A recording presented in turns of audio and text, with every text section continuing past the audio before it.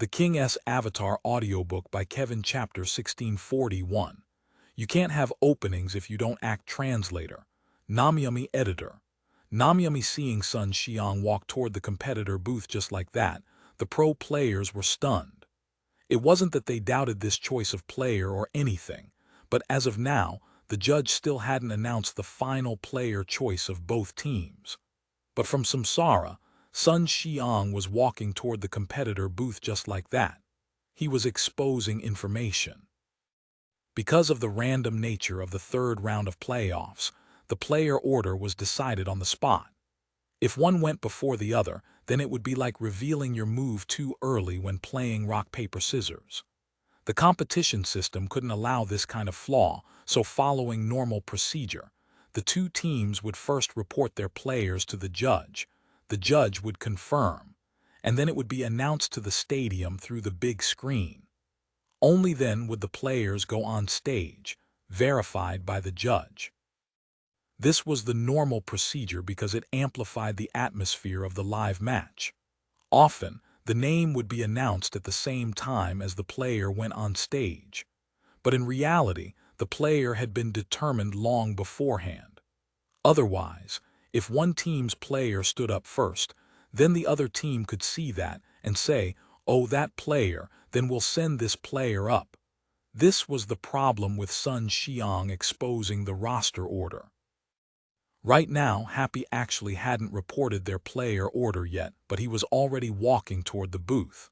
Then, if Happy made any arrangements specifically targeting Sun Xiang, then that wouldn't be breaking any rules. They would just be getting a bargain, and on Samsara's side, they had no way to make any further changes. Jiang Batao had already reported the first player to the referee. This was a huge oversight.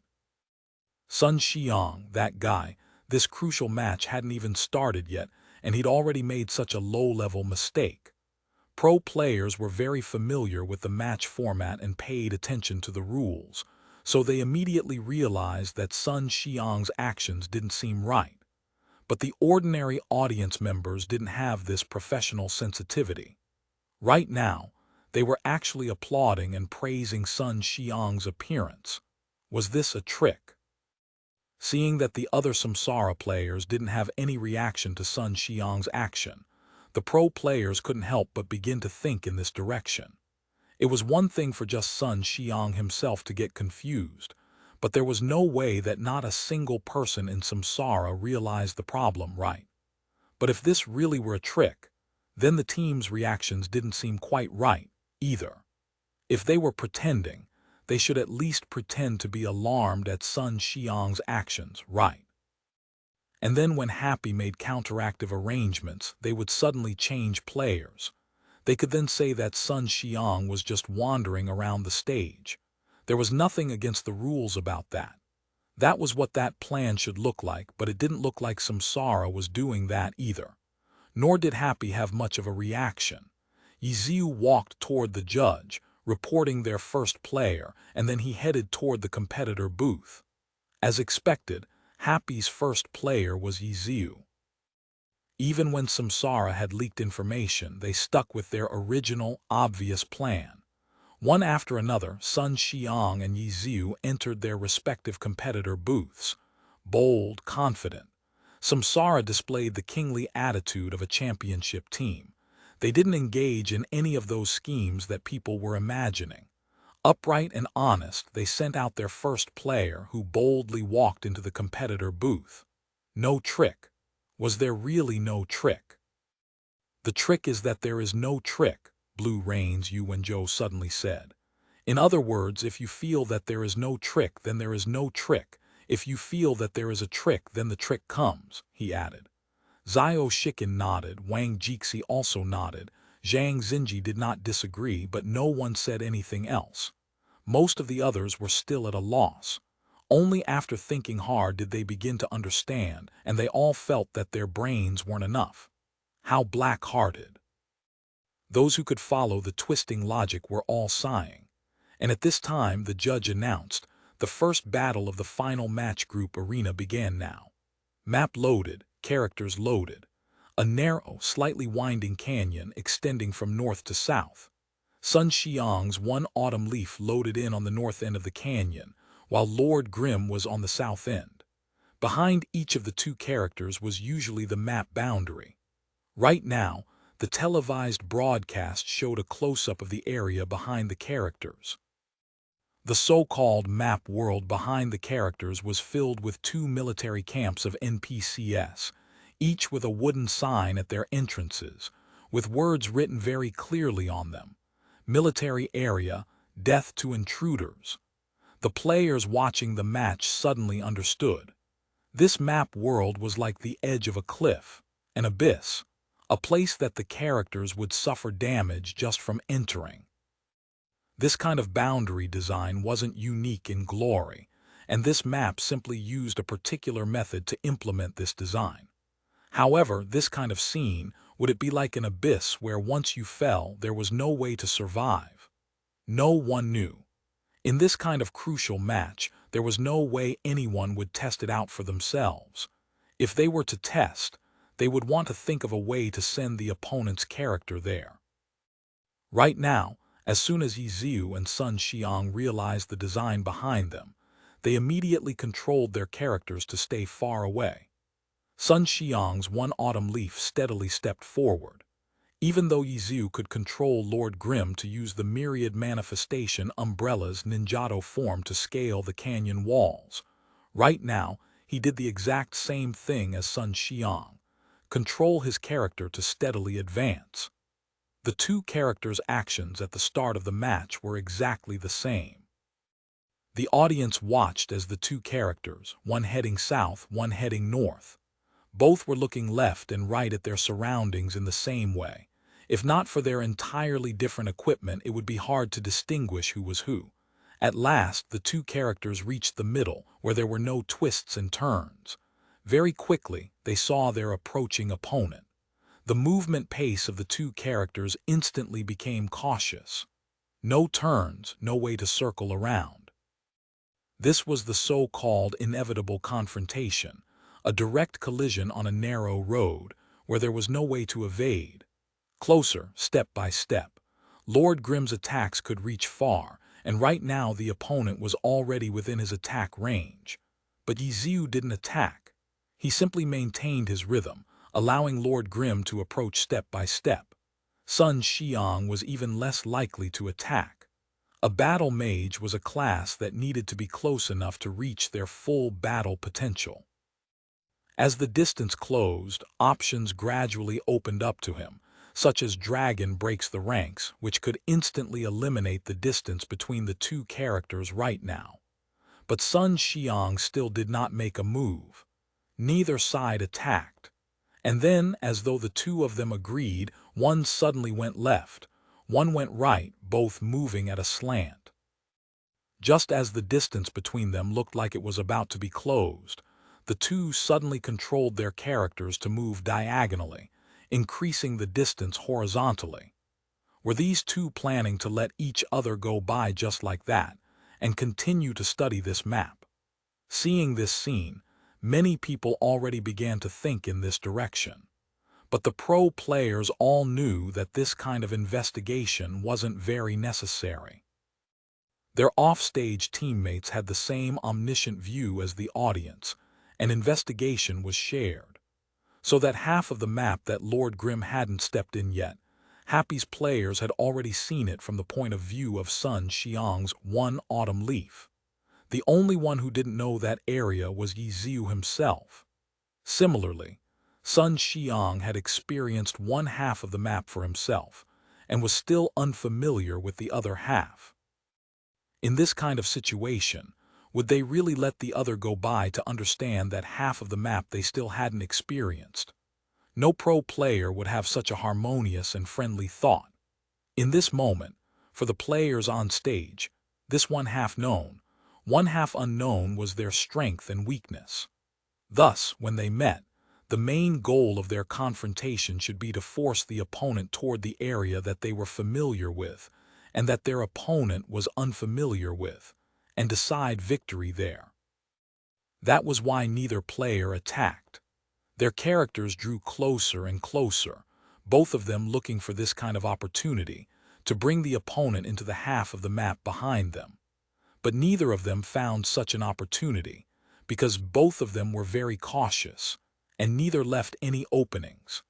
This made it seem like there was a high level of unspoken understanding and coordination between them, but in reality, neither forgot that their opponent was their opponent. They paid attention to the other's movements solely to find a chance. As soon as there was an opening, that there was an opportunity to be seized, both of them would destroy this coordination without hesitation. Their north-south distance was practically zero, but because of their slanted movement, there was still around 6 units of distance between them horizontally. Both characters had their backs facing the canyon wall. Unlike before, they were no longer looking around. They were focused entirely on the opponent in front of them. Movement stopped. Standoff. 6 units of distance. Lord Grimm had too many skills he could use to attack the opponent, and one autumn leaf could also attack the opponent at this distance.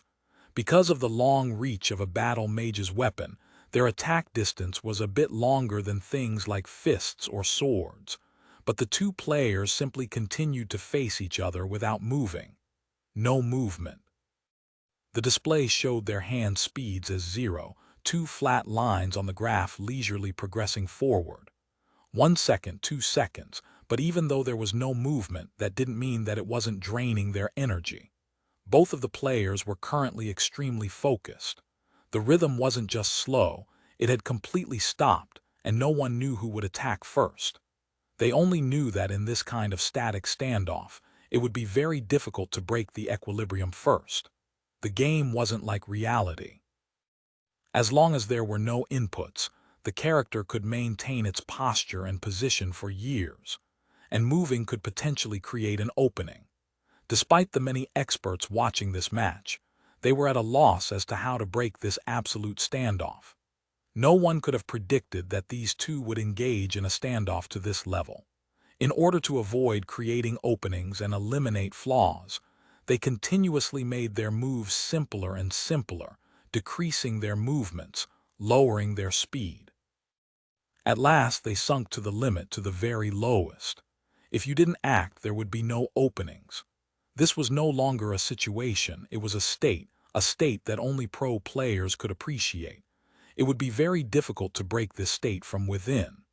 To break from the outside, there was typically only one reason: the judge deciding that this was improper player conduct and getting involved.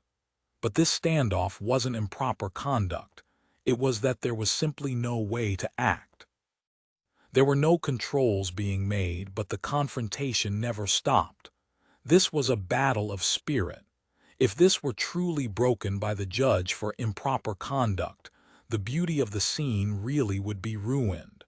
Fortunately, today's map happened to have another outside method to break this standoff.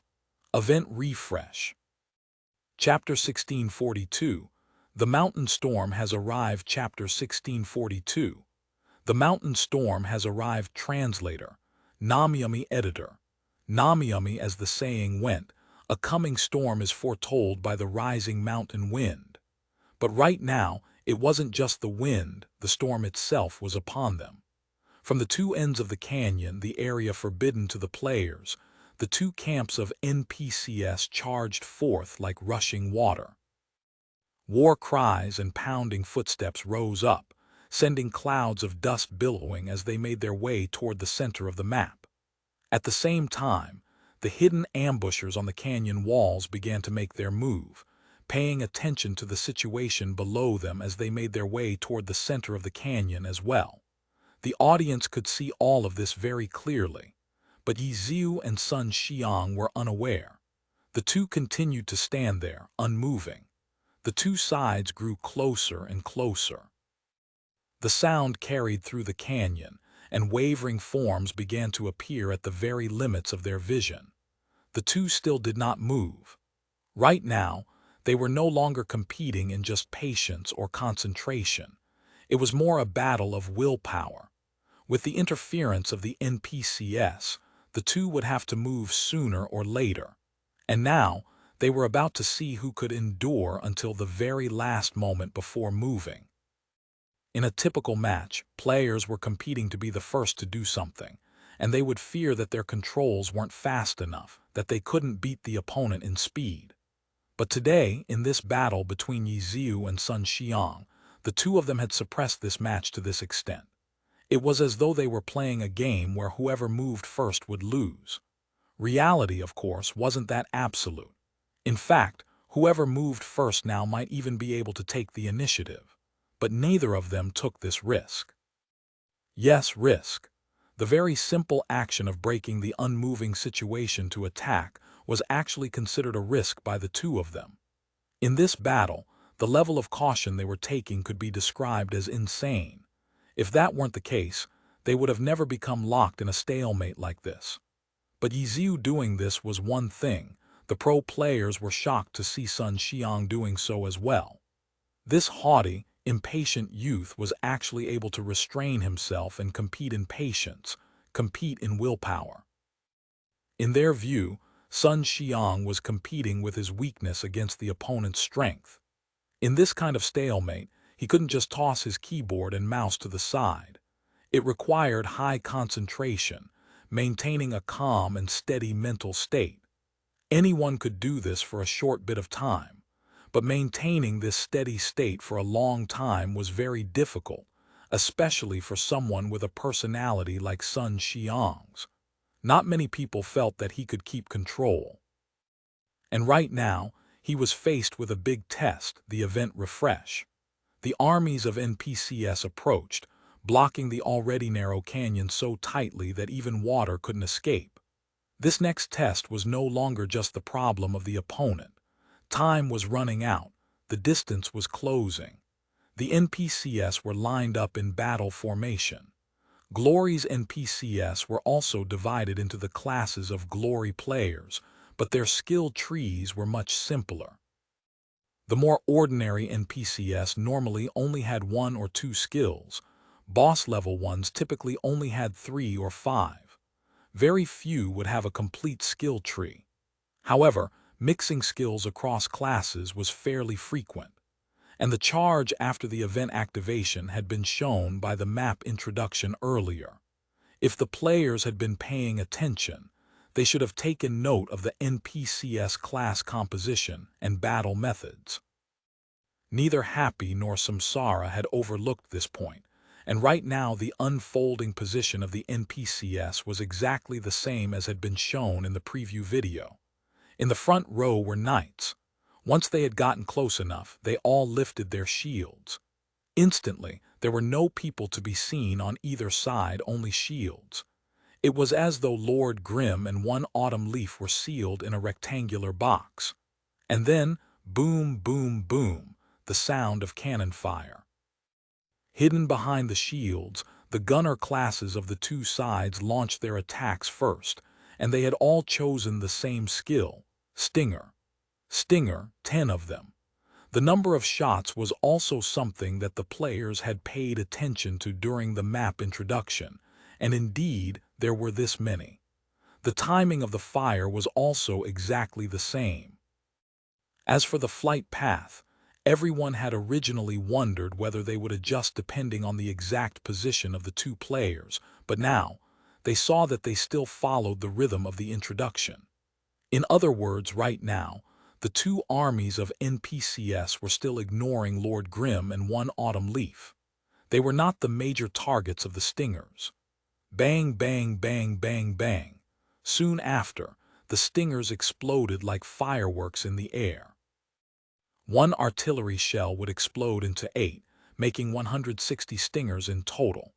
Even though Lord Grimm and one autumn leaf hadn't changed the attack rhythm of the NPCs, the wide area of this skill meant that their position would still be covered by this attack. These two were really enduring to this extent. The stingers were almost upon them. Were they still not moving? They moved. The first one who moved was actually Lord Grimm. The one who couldn't last any longer was actually Yiziu. Those who didn't understand the subtleties of this scene didn't think that this was a big deal, And in fact, a number of people were thinking about how Yiziu's reaction was faster. But the pro players were extremely surprised. Sun Xiang was actually steadier than Yiziu. Right now, Lord Grimm moved first, and Sun Xiang could finally begin to attack. But then, Lord Grimm's arms came up, his hands moving in a blur. Sun Xiang wanted to cry shadow clone technique. Lord Grimm had actually used this technique. Standoff, restraint, both sides were waiting for the best chance to move, all the way until they had been surrounded by the NPCs. Yiziu could endure no longer. He made the first move, and Lord Grimm moved. To run, dragon breaks the ranks. Sun Xiang, who had already realized that something was wrong, used his fastest reaction and fastest hand speed. One autumn leaf lifted evil annihilation and rushed forward, instantly shattering Lord Grimm. But Sun Xiang's heart sank. Shattering meant that this was a shadow clone. The shadow clone technique had been successfully cast. Lord Grimm had already left from this position. Where was he? Sun Xiang lifted the view of one autumn leaf, and the first thing he saw was a stinger about to land right upon his face. There was no time to dodge. Boom! The explosive power of a stinger wasn't actually very large, but it could easily cover a head. In this moment, it was as though one autumn leaf's head exploded. Through his fire-blurred vision, Sun Xiang could see Lord Grimm land atop an outcropping on the cliff face. But in order to be well prepared, the ninjato in his right hand was also firmly stuck in the stone. Sun Xiang had only managed one look before Lord Grimm was moving again, nimbly using his ninjato to climb the wall. Stalemate. Restraint. Wait for the best moment to attack. Who moved first would lose. Sun Xiang truly no longer knew if Yiziu had even had these thoughts. Perhaps it had been like that at the start, but as the situation changed, his thought process had changed as well. Or perhaps from the very beginning he'd been purposefully putting on this act, all to lead him into this trap now. After the widespread explosions of the stingers, the two teams of NPCs continued to advance. According to the map introduction video, what came next would be the knights' charge, and then the shields of both sides would brutally crash together. Indeed, that seemed to be what was happening. The lines of knights were already lowering their shields and rushing forward with charge. But unlike the video, this time there was an extra one autumn leaf in the middle. Sun Xiang was like the layer of cream stuck between two cookies. Clang, clang, clang, clang, the shields clashed together, producing a deep, ringing sound. In the end, one autumn leaf did manage to escape being squished into cream. A dragon breaks the ranks allowed him to charge to the mountain wall, and then he jumped up, kicking against the cliffside. The second jump gave him the height he needed at the crucial moment to avoid the shields crashing below him. Dragon tooth, double stab, and the stab from a normal attack. Mid-air 4-hit combo was instantly completed, striking against the wall, and they accurately struck against the same place. The razor-sharp evil annihilation ultimately pierced through, and just like that, one autumn leaf hung in the air. He still had to curl his lower body, lifting up his two legs in order to avoid the NPCs clashing beneath him. Not bad, praise from Yiziu flashed in the chat. Sun Xiang lifted his camera view and saw that Yiziu had already found another outcropping. Lord Grimm stood steadily atop it, and this time he had retracted his ninjato. The myriad manifestations umbrella was balanced in his right hand, and at the tip of the umbrella, the gun's muzzle was a black hole. In his left hand he held a grenade, and just as Sun Xiang controlled one autumn leaf to lift his head, that grenade came tumbling down, and immediately after, boom, boom, boom, 3 anti-tank missiles were flying toward him. One autumn leaf, dangling in midair, desperately hanging onto evil annihilation with legs curled, was pathetic enough. How could he avoid this kind of attack? But in the moment that the grenade and the missiles were about to strike, one autumn leaf's body suddenly shrunk into nothingness, as though he'd been squeezed into a void. Teleport. Last match, this was the skill that Sun Xiang had chosen to add to one autumn leaf's weapon.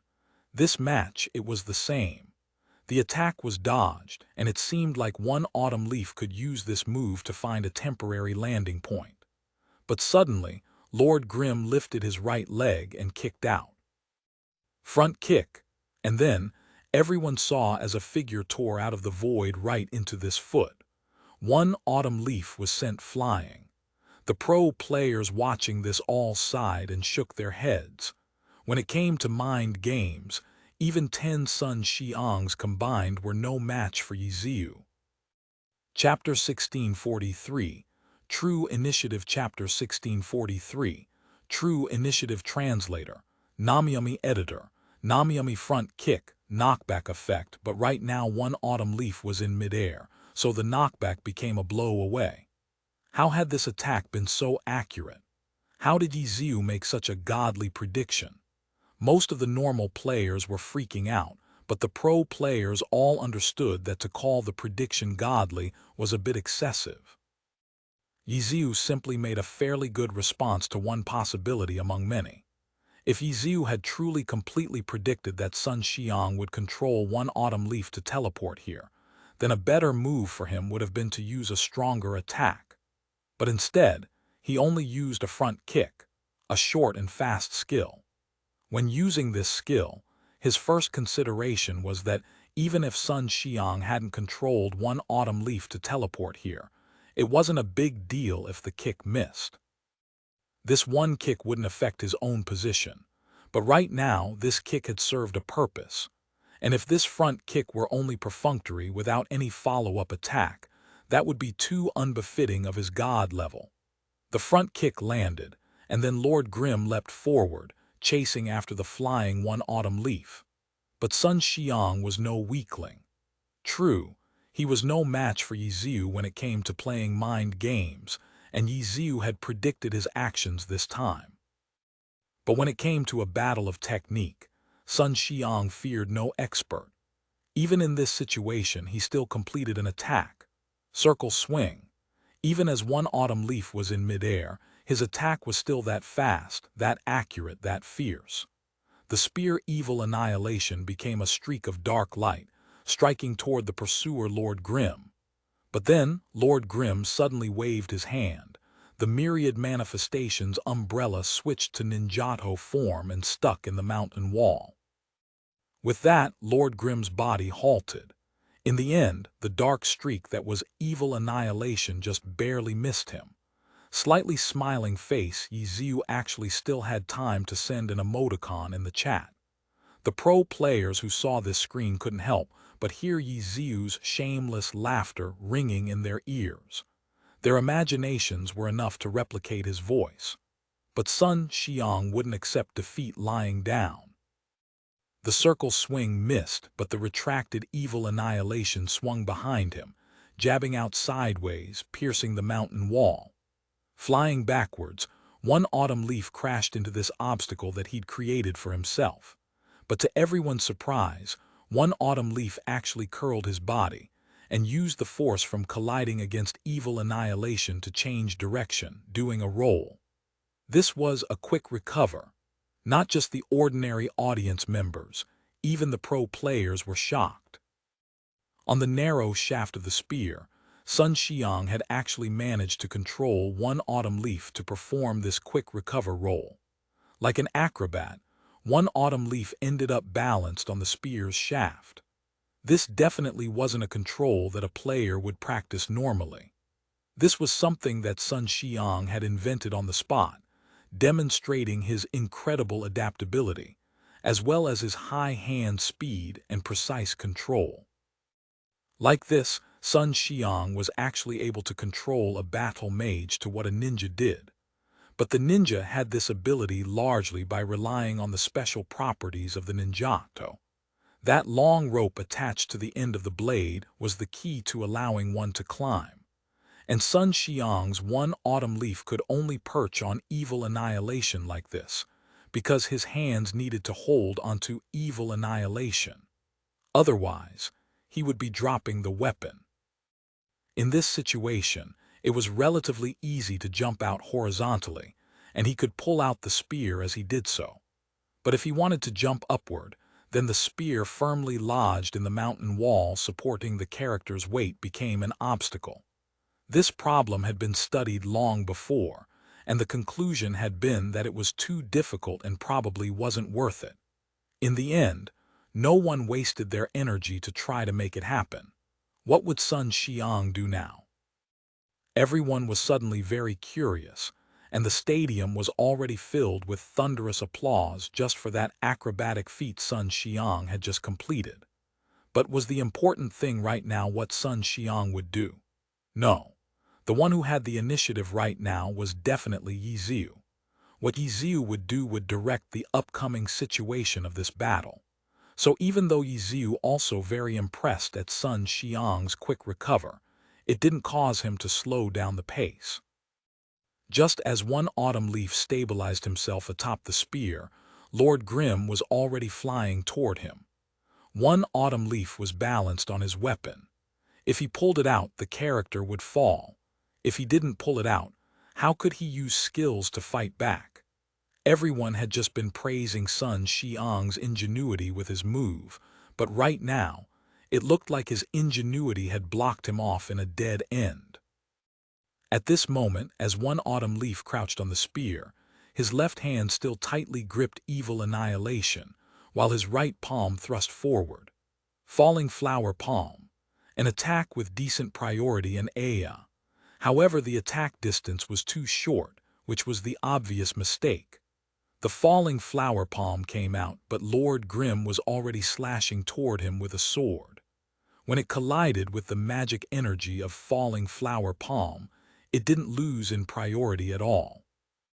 In fact, it could be said that it completely pierced through the magic energy from this palm. How evil! After this attack came out, the pro players all sighed. Wave wheel slasher. Yi Ziu had actually controlled Lord Grimm to use this attack in midair.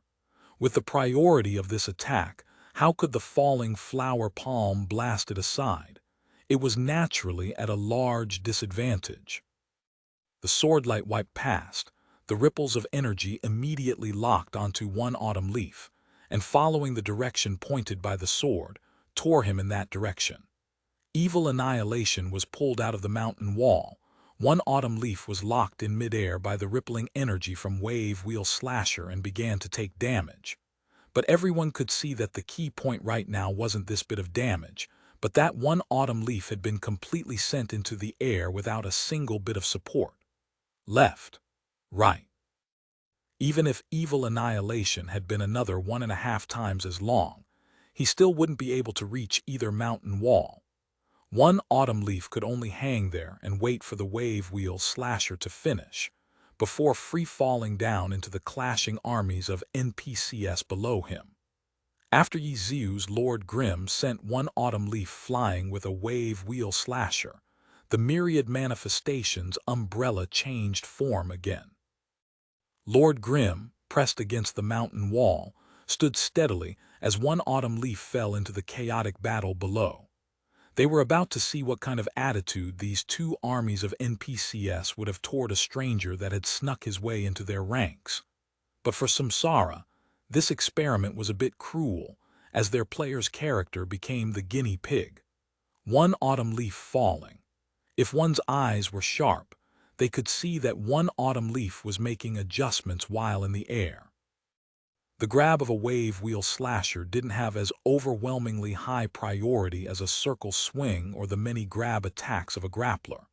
As soon as the damage ended, the character could be controlled by the player again. One autumn leaf stretched himself out in midair. The spear evil annihilation was already lifted to his head, and the instant he landed, evil annihilation came down, shaking the earth, shattering the lands. This was Sun Xiang's response. Chapter 1644, The Final Choice. Chapter 1644, The Final Choice. Translator, Namyami. Editor, Namyami. In Season 7, Sun Xiang stepped on stage for the first time and immediately received widespread attention. Even though he came from a weak team like Conquering Clouds, his performance was exceptional, breaking through the rookie wall and easily collecting the Best Rookie award. At that time, Prodigy, the star of hope, all sorts of extravagant praise rained down upon him. Sun Xiang very quickly became pleased and satisfied by all this. Amidst all of this, there was much commentary about how if Sun Xiang weren't held back by the rest of his team, or if he had a top god-level character, then perhaps Sun Xiang would have had even better results in his first season, or even made history. Sun Xiang deeply appreciated this kind of talk. He also felt that his abilities hadn't reached their full potential, and that he needed a bigger space to shine. He needed a better team, and he needed a top-notch character. Battle God One Autumn Leaf was undoubtedly the most godly character in Glory, and Yi Qiu, called the Glory textbook, was the top god in Glory history. But Sun Xiang didn't think that it was such a big deal. He of course knew of Yi Qiu's past glory, but by the time he'd gotten into Glory, all he saw was the performance of Yi Qiu, an Excellent Era decline year by year. So when Excellent Era extended an olive branch to him in Season 8, Sun Xiang was overjoyed. He felt that this was a match made in heaven. He needed exactly this kind of team, this kind of character. He came to Excellent Era, replaced Yi Qiu, accepted the Battle God One Autumn Leaf. Sun Xiang was puffed up with pride. He felt that a new era was upon him. With this kind of top-notch team and character, he would immediately soar up into the sky. But that season, Excellent Era was relegated. No result was more painful than this. That season, even conquering Clouds, who'd aspired for the playoffs while Sun Xiang was still there, hadn't fallen to that extent after Sun Xiang left. What had happened? Sun Xiang, whose professional career was still only 2 years, would be lying if he said he hadn't panicked. He had a top-notch character, a championship team. How could their final result be relegation? Where had they gone wrong? Was his own skill not enough? No, of course that couldn't be the reason. At that time, Sun Xiang was already beginning to doubt himself, but he was unwilling to believe it. He was unwilling to ponder this question seriously. He was anxious to prove himself, and he had considered leaving Excellent Era sooner, but the team's quick actions after becoming relegated ultimately convinced him to place his expectations on this team. But then, that season in the Challenger League Finals, Excellent Era lost to Happy. He lost again. He lost to Yi Qiu, lost to this person that he'd squeezed out of Excellent Era, the guy who'd lost everything. Top-tier characters. Happy had none. An incredible roster. Happy didn't have that either. Just by relying on this kind of team, Yi Qiu was able to defeat Sun Xiang and Excellent Era. This wasn't just the victory and defeat of one match, nor the victory and defeat of an entire season. This completely destroyed Sun Xiang's sense of what had value in Glory. With a top-tier character and strong teammates, he could soar right up into the sky. This was what Sun Xiang had always believed, and Happy had none of these things. And yet, Happy won. From Best Rookie to transferring to a top powerhouse in the span of a short year and a half, Sun Xiang had experienced the shining peak of life that countless people would never reach. And then in the next year and a half, relegation, failure in the Challenger League, this was a blow that many pro players had never experienced. 3 years, in the first 3 years of his professional career, Sun Xiang had experienced many things. But when he looked back, he discovered that he was still so far away from the playoffs, never mind the final stage. Wasn't he a prodigy? Wasn't he brimming with talent? Wasn't he the star of tomorrow? Excellent Era disbanded, and Sun Xiang and One Autumn Leaf joined Samsara. He still controlled the top character. He had even stronger teammates by his side. This was the 2 consecutive championship Master of Kings. Amidst the gray of his professional career, a new chance came to turn things around. In fact, it could be said that he'd reached an even higher level. But this time, Sun Xiang would not be the arrogant and complacent person he was before.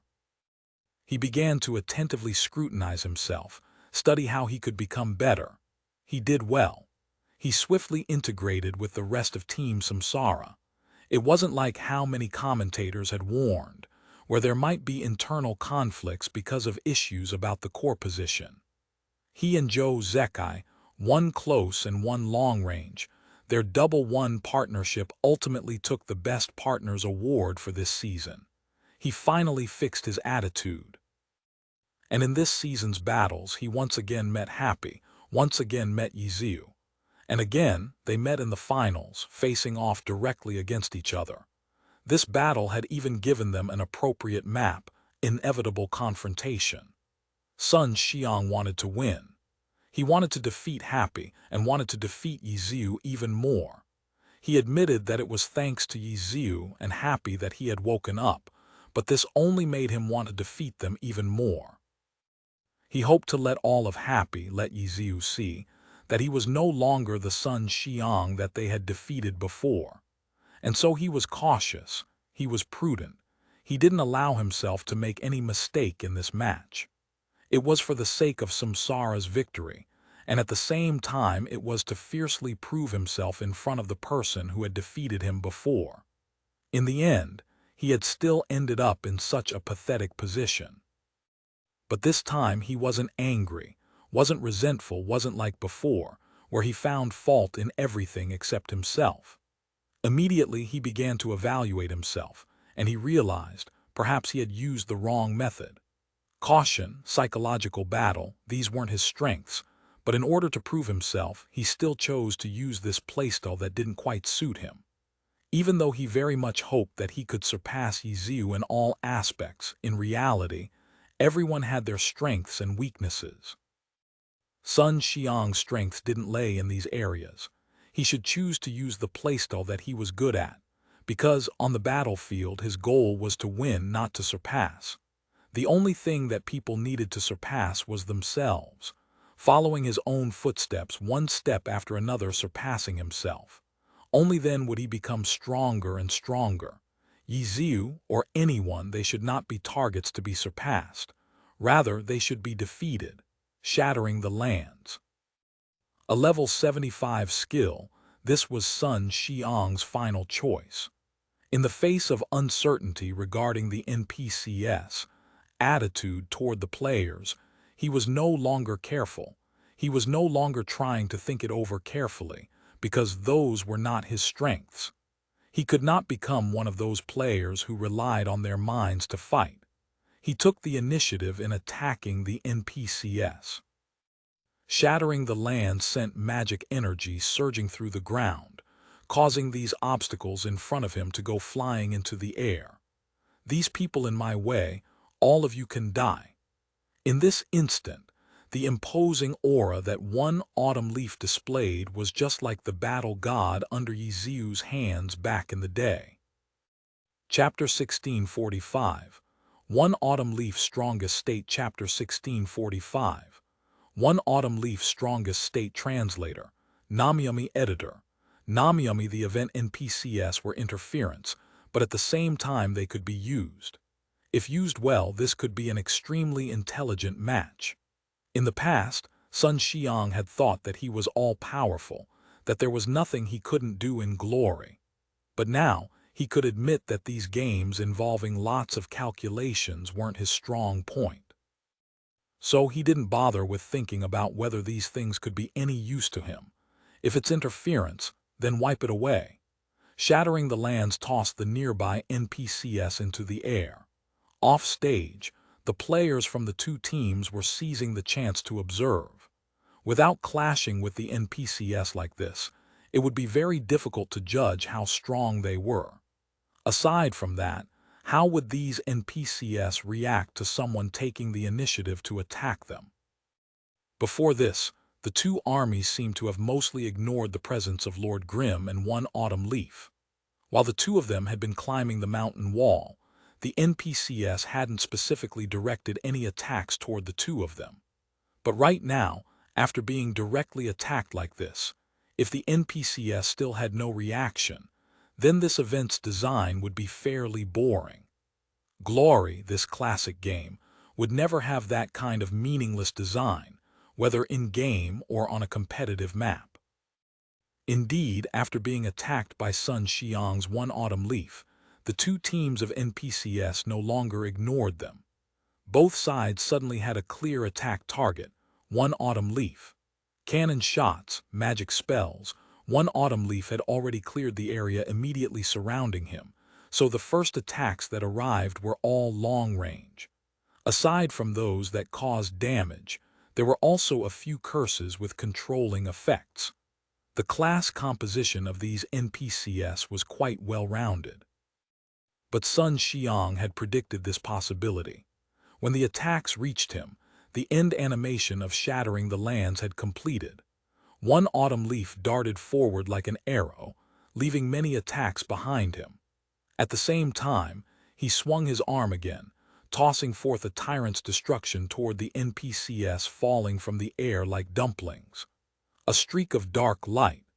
The many NPCs tumbling in front of one autumn leaf were swept aside by the tyrant's destruction. Each of them flew backward toward the mountain wall, where Yiziu's Lord Grim was still cheerfully watching the show. Sun Xiang didn't forget who his opponent was. He didn't forget the goal of this battle. While sweeping away this disruption, he was already beginning to attack Yiziu. Sun Xiang had turned the NPCs into human cannonballs, but the blowback of the tyrant's destruction wasn't very strong. These human cannonballs didn't fly very quickly and could be blocked by any casual attack. Even using a grab skill to throw these cannonballs back at one autumn leaf would be a very simple thing to do, but Yiziu chose to dodge. Lord Grim jumped down from his original position, once again displaying the capabilities of the ninjato. Lord Grim climbed along the cliff face, carefully avoiding all of the NPCs that Sun Xiang sent toward him. What is this guy doing? The pro players couldn't quite understand. Sun Xiang was already suffering attacks from the NPCs that he'd been harassing. This was a perfect chance to add oil to the fire and grab victory. But Yiziu still stayed out of it, looking like his only plan was to watch the show. The watching pro players were confused. And then, when those NPCs sent flying by the shattering the lands finally crashed back down against the ground, another wave of long-range attacks came toward him, and close-range fighters rushed toward him as well. Seeing the movements of the NPCs, the pro players suddenly understood. "This guy is too sneaky," everyone exclaimed. Yiziu could have begun his offensive now, but he chose not to, solely because he didn't want to draw the aggro of the NPCs.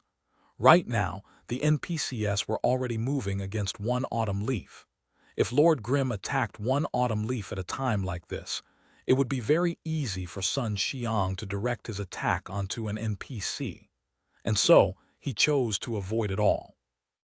He had no conflict with any of the NPCs, nor did he give Sun Xiang the chance to create such conflict. This sort of sensitivity to the aggro of NPCs was really something that could only be trained after spending large amounts of time in-game.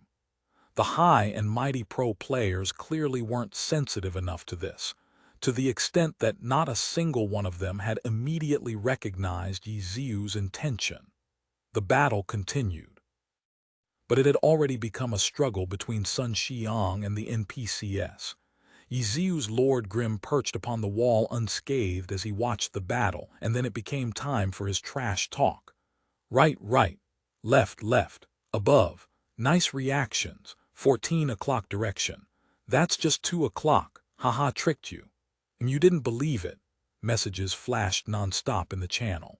Looking down from above, Yiziu gave pointers on the chaotic battle between Sun Xiang and the NPCs. The Samsara fans felt tightness in their chest. Most of them felt that this battle wouldn't turn out well for Sun Xiang. However, the pro players didn't have such a simple view of the problem.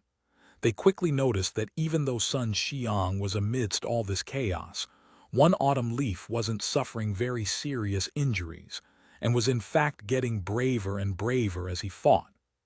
"The NPCs aren't very strong," the pro players said. This was the reason why their opinion was different from that of ordinary gamers. Because their skill levels were different, their worldviews were different. Surrounded by so many NPCs, ordinary gamers would think that this was a death sentence. But for a pro player, this was still a situation that they could deal with. There was another point, too. The NPCs didn't forget about their own battle just because of the interference of Sun Xiang. Right now, they were still attacking each other as well, and Sun Xiang was very cleverly able to take advantage of this. That silhouette amidst the chaotic battle became clearer and clearer. Around him swirled all sorts of magic energy. Neutral chasers, light chasers, dark chasers, fire chasers, ice chasers. 5 types of chasers, 5 colors. Right now, one autumn leaf was adding them up without interruption. Aside from this, there was a gold aura surrounding him, so bright that it practically outshone the light of those 5 types of chasers. Battle Spirit, the awakening skill of the Battle Mage, a status activated after enough combos. After the level 75 upgrade, it could reach 8 stages. It was a classic skill that was loved by countless players in-game. And right now, the blinding golden light that flashed around one autumn leaf was that of the 8th stage. It had been extremely rare to see in this professional season, especially in a 1v1. 8th stage Battle Spirit required a 150-hit combo. Such a steep requirement, there was practically no chance of it appearing in an individual battle. An opponent that you could hit a 150-hit combo on was basically a wooden dummy. By that point, activating Battle Spirit would basically be pointless. Because of this, many pro Battle Mage players wouldn't add many points to this skill. Awakening skills were all extremely strong and costed a significant amount of skill points. But who was one autumn leaf? This was the character named the Battle God, the #1 character in Glory. His battle spirit had definitely been leveled up to the max. Before, Yiziu had used this character. After Sun Xiang received it, with his kind of personality, he believed that he could do anything that Yiziu could, so he didn't adjust the points on battle spirit.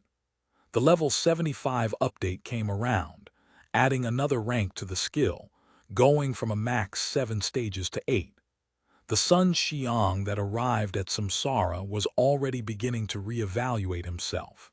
Still, he didn't erase the points on the battle spirit skill. This kind of skill, relying on technique to increase battle power, he felt that it suited his style very well. It was very difficult to reach that high of a rank in a solo battle, but there was still a chance in a team round. It would still be difficult, but Yiziu had done it back in the day. Even though many people believed that battle spirit wasn't practical on the professional stage, in the hearts of the Battle Mage players, this was still a glory that belonged to them. To ignite the brilliant fire of the highest rank battle spirit on stage, this was something that every Battle Mage player had dreamed of, even though most would only put a few points into the skill in the end. And Sun Xiang, he dared turn this dream into reality. He wanted to light up with the flaming golden light of battle spirit. And today, he accomplished it. Even though it had been convenient with the setup of this map, if he hadn't had this kind of goal from the beginning, perhaps today's one autumn leaf would only have a 2nd or 3rd rank battle spirit. He wouldn't be aflame with such a glorious battle aura. This time, Yiziu played around for too long, the various pro players exclaimed. The NPC's battle ability wasn't anything incredible. They hadn't completely controlled Sun Xiang. One autumn leaf paid a bit of price in health, but he managed to ignite the strongest state of the Battle Mage. If this continued, these NPCs wouldn't be any obstacle at all, and Yiziu would have to face a one autumn leaf that had reached an incredible level of power.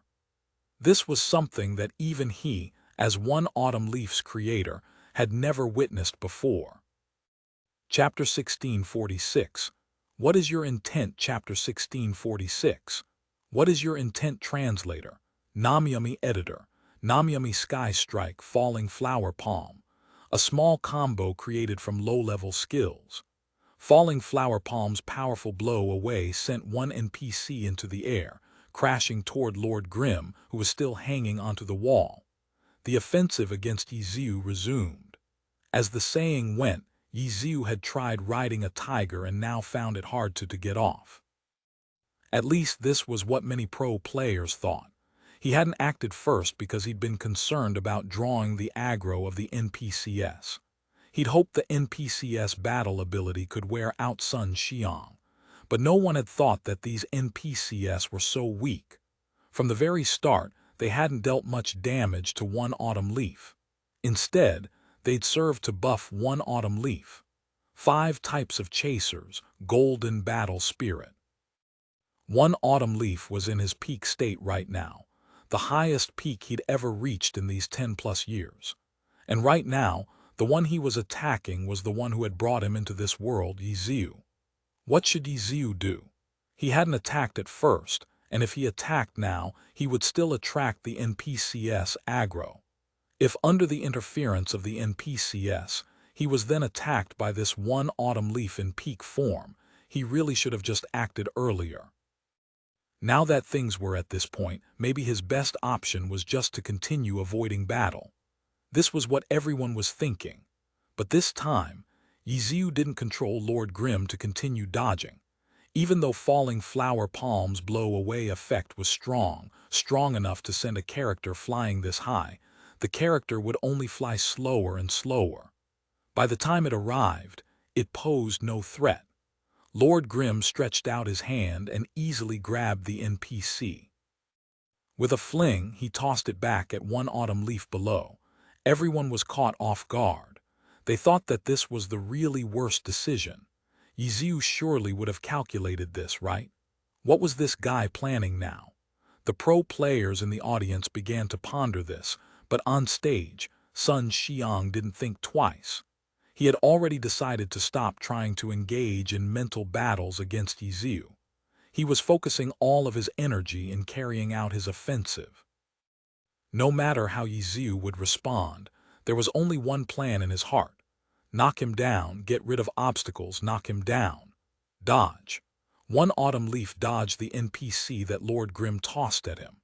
Evil annihilation flashed out, sweeping up another NPC and throwing this human cannonball at Lord Grimm once again. And when Lord Grimm grabbed the NPC, he immediately attracted the attention of all the NPCs, and a few long-range attacks were already beginning to point toward him. Boom! A round of cannon fire came toward him first, but Yiziu, who'd predicted this, was already controlling Lord Grimm to dodge. When the NPC that one autumn leaf had thrown came toward him, Lord Grimm dodged again. Sun Xiang was already beginning to attack Yiziu, but he wasn't in a hurry to rush up to him. He was continuing to spend a lot of effort dealing with the NPCs that came at him, and whenever he had the chance, he would keep throwing these NPCs at Lord Grimm. No matter how good Yiziu's technique was, this kind of struggle on the side of a mountain wall was still more difficult than the freedom of movement that being on the ground offered. Facing the combination of attacks thrown at him by Sun Xiang and the NPCs, he soon found himself too busy to deal with them all. Why bother? The pro players once again expressed their confusion. If he was still going to dodge the attacks, then why do that grab and fling earlier, inviting so many attacks upon himself? It wasn't like he couldn't have dodged that, and if he dodged, then he'd only have to deal with Sun Xiang right now. If he only had to deal with the human cannonballs that one autumn leaf was tossing at him, Yiziu could easily keep controlling Lord Grimm to dodge all the way until the end. I don't understand. Practically everyone was shaking their heads. They couldn't figure out what Yiziu was planning. As for the televised broadcast, the commentators were even quieter. If even the pro players couldn't see the intention, how could Pan Lin and Li Yibo dare discuss it? They might as well pretend that this question didn't exist. Only Zhang Xinji, Team Tyranny's Zhang Xinji, the Zhang Xinji who never overlooked any detail, appeared to have a thought. "What is it?" Han Wenqing asked. He understood his teammates, and seeing him like this, he knew that Zhang Xinji had thought of something. When he asked this, the surrounding players who had heard all looked over. Everyone wanted an answer to this question. "The ambushing troops atop the cliffs will likely act soon, Zhang Xinji." Oh, everyone looked at the screen. From the aerial viewpoint, they could see the NPCs atop the cliffs. After the two armies of NPCs had appeared, they had also started moving, but it looked like nothing but preparation. Even now, there was no sign that these NPCs were about to attack. How could Zhang Xinji tell? It's not clear what the condition is for activating their ambush, but I imagine that it is one of two options. One, that it's time-based, and once a certain time is reached, they activate. Two, that it depends on the damage taken by the NPCs, and once they suffer enough damage, they come and sweep the field for good, Zhang Xinji analyzed. Everyone had seen the map introduction earlier. The hidden troops weren't on equal footing as the two groups of NPCs down below. They could be considered the final victors of this battle.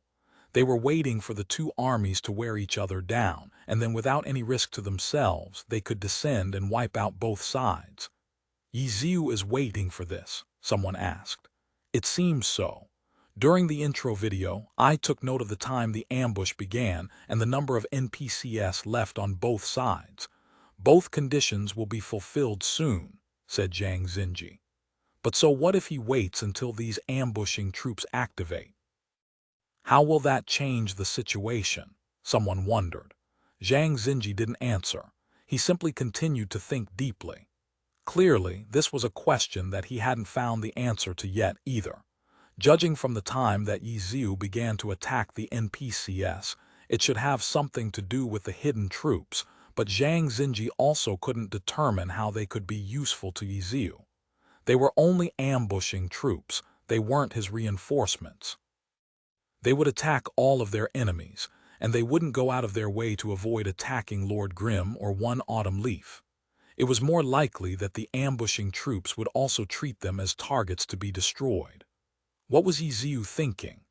At this moment, atop the canyon, a small rock was suddenly carelessly pushed by an NPC. The rock tumbled down without anyone noticing, and even when it reached the ground, it didn't attract any attention. However, it seemed as though this were a signal, for the NPCs hidden on both sides of the canyon suddenly began to move. They didn't make any greeting. As soon as they appeared, a wave of boulders was pushed down. Boom, boom, boom, boom. The sound of tumbling boulders echoed through the canyon, and a number of NPCs were hit and directly smashed into pulp. The NPCs also began to use all sorts of long-range glory skills to attack. With this ambush, the canyon instantly fell into complete and utter chaos. But the two ground armies didn't seem to be in too much of a panic. Those who could were immediately counterattacking the NPCs above. The close-range NPCs were still fighting amongst each other below, and they didn't forget about Lord Grimm and One Autumn Leaf, either. There were still NPCs tangled around One Autumn Leaf, but most of Sun Xiang's attention was on Lord Grimm. The activation of the ambushing troops, he'd seen this scene as well. The NPCs on the ground wouldn't be able to last too long, and after that, it was unclear whether or not the ambushing troops would continue to attack them. For now, it seemed like their attacks were aimed at the two players' characters as well as the other NPCs. Sun Xiang didn't care about any of this, nor did he think about how he could use this situation to his advantage. He was focused entirely on Lord Grimm. When this ambush rained down, Yi Ziu had no way of keeping Lord Grimm perched on the cliffside, and Lord Grimm finally landed on the ground. Charge! One Autumn Leaf charged. Lord Grimm charged. Amidst the chaos, as attacks rained down upon them from all sides, the two of them were still focused on their true opponent. Swift and fierce, they rushed toward each other. Tyrant's destruction. Sun Xiang had one autumn leaf to unleash a tyrant's destruction. A 180-degree sweep, pushing away 3 NPCs at once. But Yiziu wasn't that easy to deal with.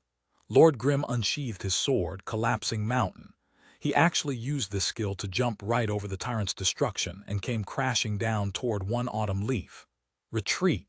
One autumn leaf retracted the skill and backed away. 5 types of chasers, stage 8 battle spirit.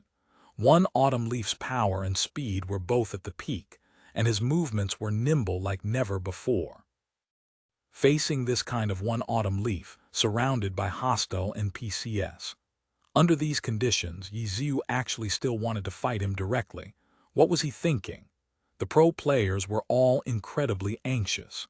They believed that Yiziu had calculations. They believed that he wouldn't just fight an unprepared battle like this. There must be something here that they had all overlooked. Upward slash.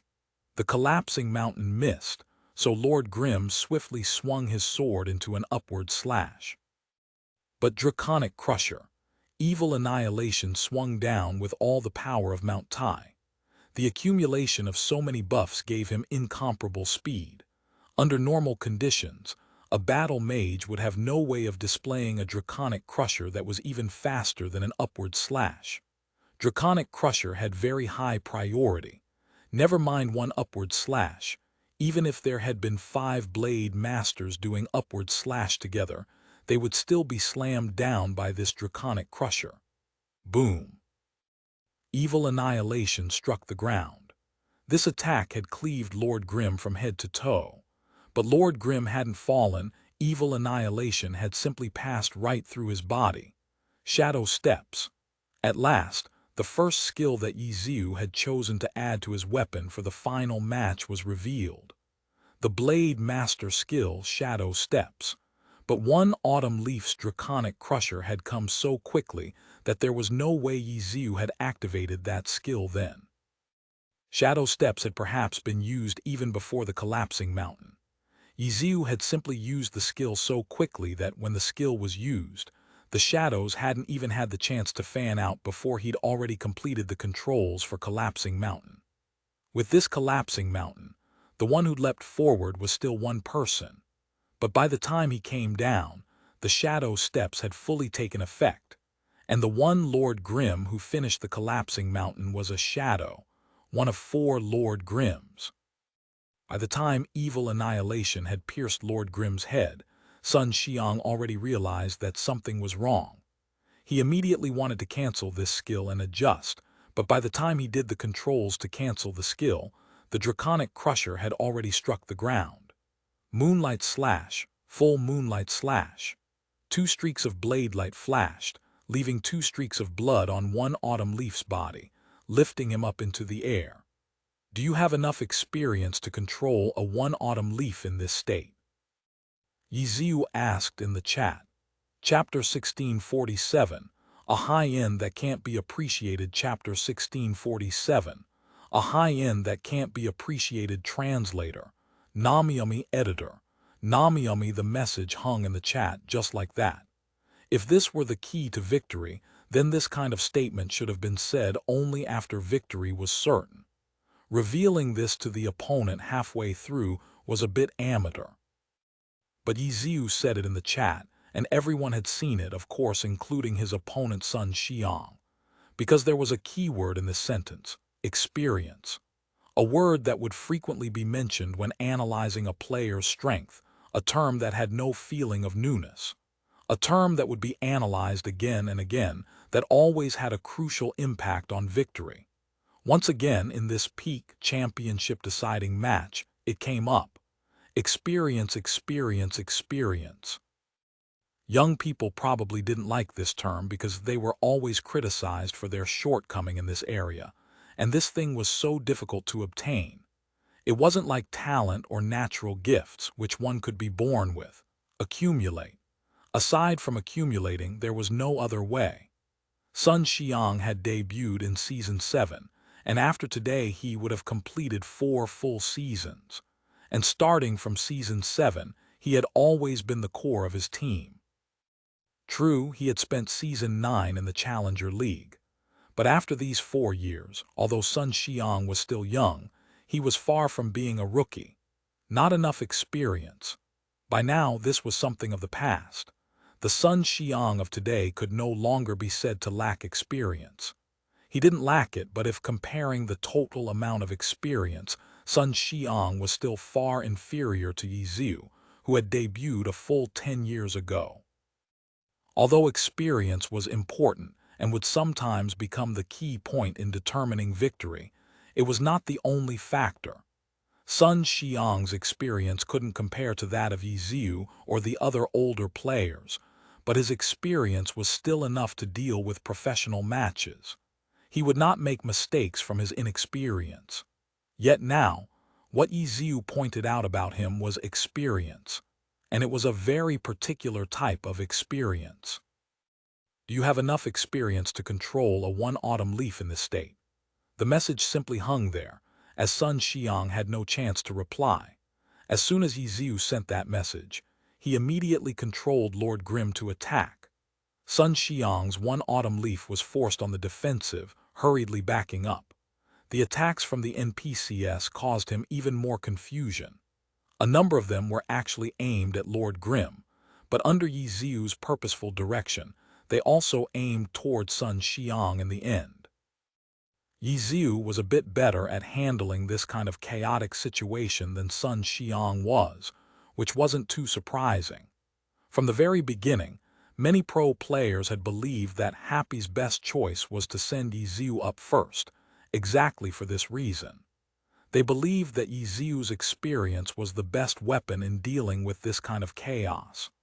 When they saw Sun Xiang control one autumn leaf reach this peak state, their opinions changed. In front of such a powerful one autumn leaf, the interference of the NPCs was just that weak. No one doubted that Sun Xiang had the ability to sweep all of these NPCs away like dust. So when Yi Ziu controlled Lord Grimm to attack anyway, everyone felt that it was an unwise move. Because Yi Ziu could do no more than deal with this chaos, while Sun Xiang, in their eyes, could disregard the chaos completely. But in the end, once Yi Ziu entered the fray, this one autumn leaf in peak form suddenly seemed as though he couldn't get his bearings. After that draconic crusher and being slashed twice by Lord Grimm, Sun Xiang's rhythm was thrown off for good.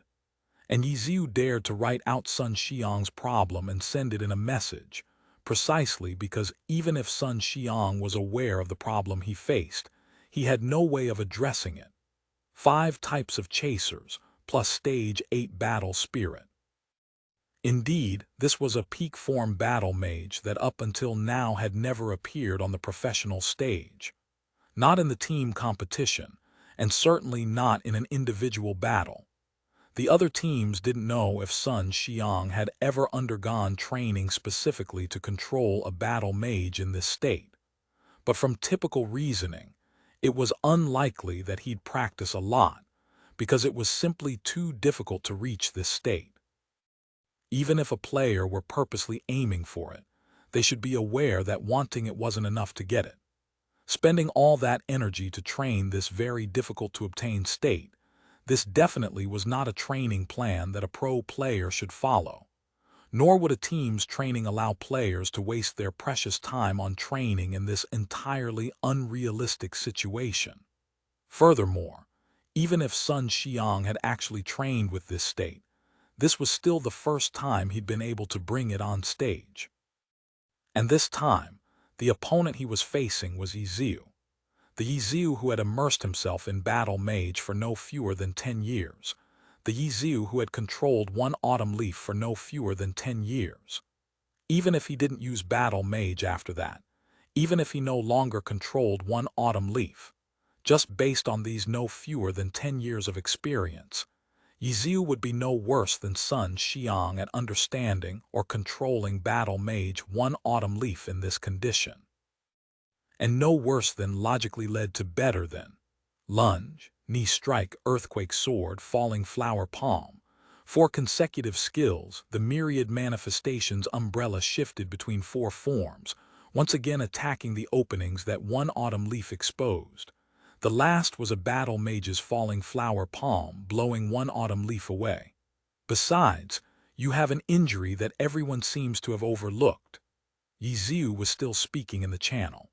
You're a player who class changed to battle mage. Many people have probably forgotten this by now, no, Yiziu said. Class change. Correct, Sun Xiang had actually changed classes before. In the early days, the Sun Xiang who had debuted with Conquering Clouds to win Best Rookie didn't play a battle mage. Berserker. That was the class that Sun Xiang had used when he debuted, the class that helped him to break past the rookie wall and win Best Rookie. But in the end, in order to chase after the pinnacle god-level character, Sun Xiang resolutely gave up his original class and trained his battle mage. Even though he'd immediately demonstrated an outstanding foundation, so much so that people hardly thought at all about the problem of his class change. Now, after 2.5 years, Yiziu brought up this old issue and even called it an injury. In everyone's eyes, Sun Xiang's class change had been a success. Everyone had practically forgotten that he had class change experience, forgotten that he debuted as a berserker. This could be said to be the greatest proof of a successful class change. But now, in Yiziu's eyes, this was an injury. Everyone stared with eyes wide, including the most god-level players of the Alliance. If Yiziu's words weren't meant to be deliberately mystifying, then all they could say was that Yiziu was simply too far above them in terms of battle mage expertise, far above what they could even perceive. The peak form One Autumn Leaf in Yiziu's eyes was simply a One Autumn Leaf that Sun Xiang couldn't control, a One Autumn Leaf with deep injury. This was a high end that they couldn't appreciate at all. This blow is too much, the pro players discussed. Yiziu really didn't need to say these kind of words, but to put them in the chat now, it was simply a psychological attack. Chapter 1648, Insurmountable Difference. Chapter 1648, Insurmountable Difference. Translator. Namyami Editor. Namyami, a peak form reached in a chance of a lifetime, only for it to be viewed as an injury, something that Sun Xiang couldn't handle. Anyone would feel extremely embarrassed, never mind someone as prideful as Sun Xiang. In the midst of countless things to worry about, Yiziu still took the time to send this message. It was clearly more than just pure mockery, it was an extremely deep psychological attack. In response to these kinds of words, how would Sun Xiang react? Go crazy? Fall into depression? The pro players were throwing around guesses. They felt that no response would be surprising, that they were all reasonable. But in the end, Sun Xiang's response still managed to be outside all of their expectations. One Autumn Leaf, Dragon breaks the ranks. But he wasn't charging forward to attack, he was running away. That confident, prideful Sun Xiang, after bringing One Autumn Leaf to this peak state, and then suffering this kind of embarrassment, didn't fall into chaos because of this, nor did he desperately try to prove himself. His ultimate choice was to control One Autumn Leaf to run away. This final answer caught everyone off guard. After reaching this level, after the words had gotten to this point, that prideful, self-important Sun Xiang had actually chosen to flee. Never mind him. Any pro player in his place under those conditions would want to fight to the death. Even if they'd lose in the end, they would refuse to be underestimated like this. But Sun Xiang had chosen to flee. This meant that he agreed with Yiziu's judgment, that he admitted that he couldn't control this peak form One Autumn Leaf. He set down his pride, set down his self-respect. Everything was for the sake of victory, because right now running away was the wisest choice. He could escape the chaotic situation, wait for some of One Autumn Leaf's buffs to run out, allow One Autumn Leaf to remain in a state that Sun Xiang could comfortably control, and then return again to fight. Applause rose up from the pro players. The sound wasn't loud, but it had real worth. Sun Xiang wasn't a very well-liked player, and in the circle he wasn't very popular. As a Season 7 debut, he didn't have much seniority either. He had won Best Rookie, received all sorts of praise, but this was the first time he had received such genuine, weighty respect from the pro circle, because he did what many people might have been unable to do. Pride, self-respect. Every pro player had these things, but not every player could set them down in this kind of difficult situation. Everyone had a certain understanding of Sun Xiang, so they knew how difficult it was for this youth to do this. But as they watched, he set those things down. Whether or not it would be enough to win, the very fact that he had done this was enough for people to feel moved. Using Dragon breaks the ranks in this way was even more difficult than using it to charge the enemy line. Yiziu was similarly surprised. Sun Xiang's change this season had been obvious, but even Yiziu hadn't thought that he would be able to throw away his pride and self-respect to this extent. Even though they were opponents, Yiziu couldn't help but want to applaud Sun Xiang, to raise a glass to him. But that was all. When it came to victory, Yiziu would not back down a single step. Shining cut. Lord Grimm was already chasing one autumn leaf silhouette. Yiziu had no plans to let Sun Xiang have a chance to breathe so easily. The two characters suddenly rushed out of the chaotic fighting. The NPCs had aggroed both of them, but it wasn't single-minded focus. Their fighting amongst themselves had never stopped. Now that the two of them had escaped, they only threw a few attacks their way when it was convenient.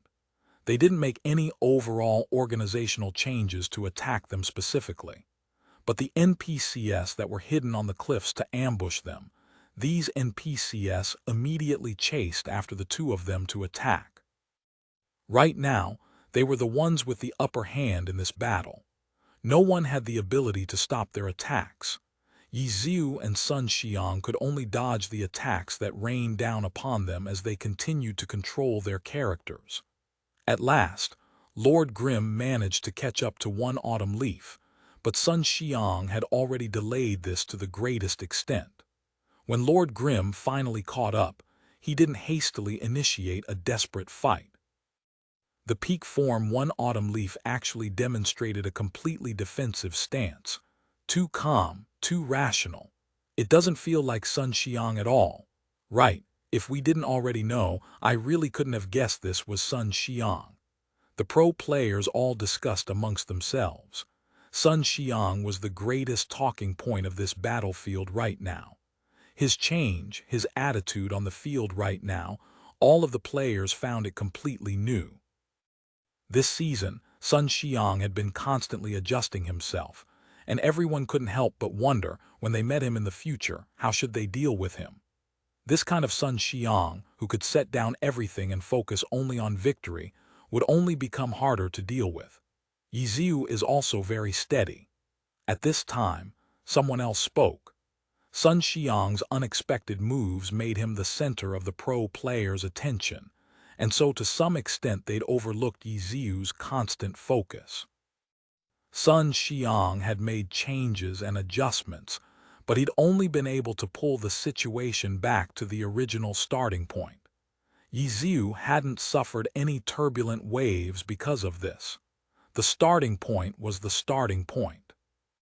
Whether facing the Sun Xiang who couldn't control his peak form character, or the Sun Xiang who could set down his arrogance and give up on the peak form to return the situation to the starting point, Yiziu had implemented nothing but a single-minded pursuit of victory.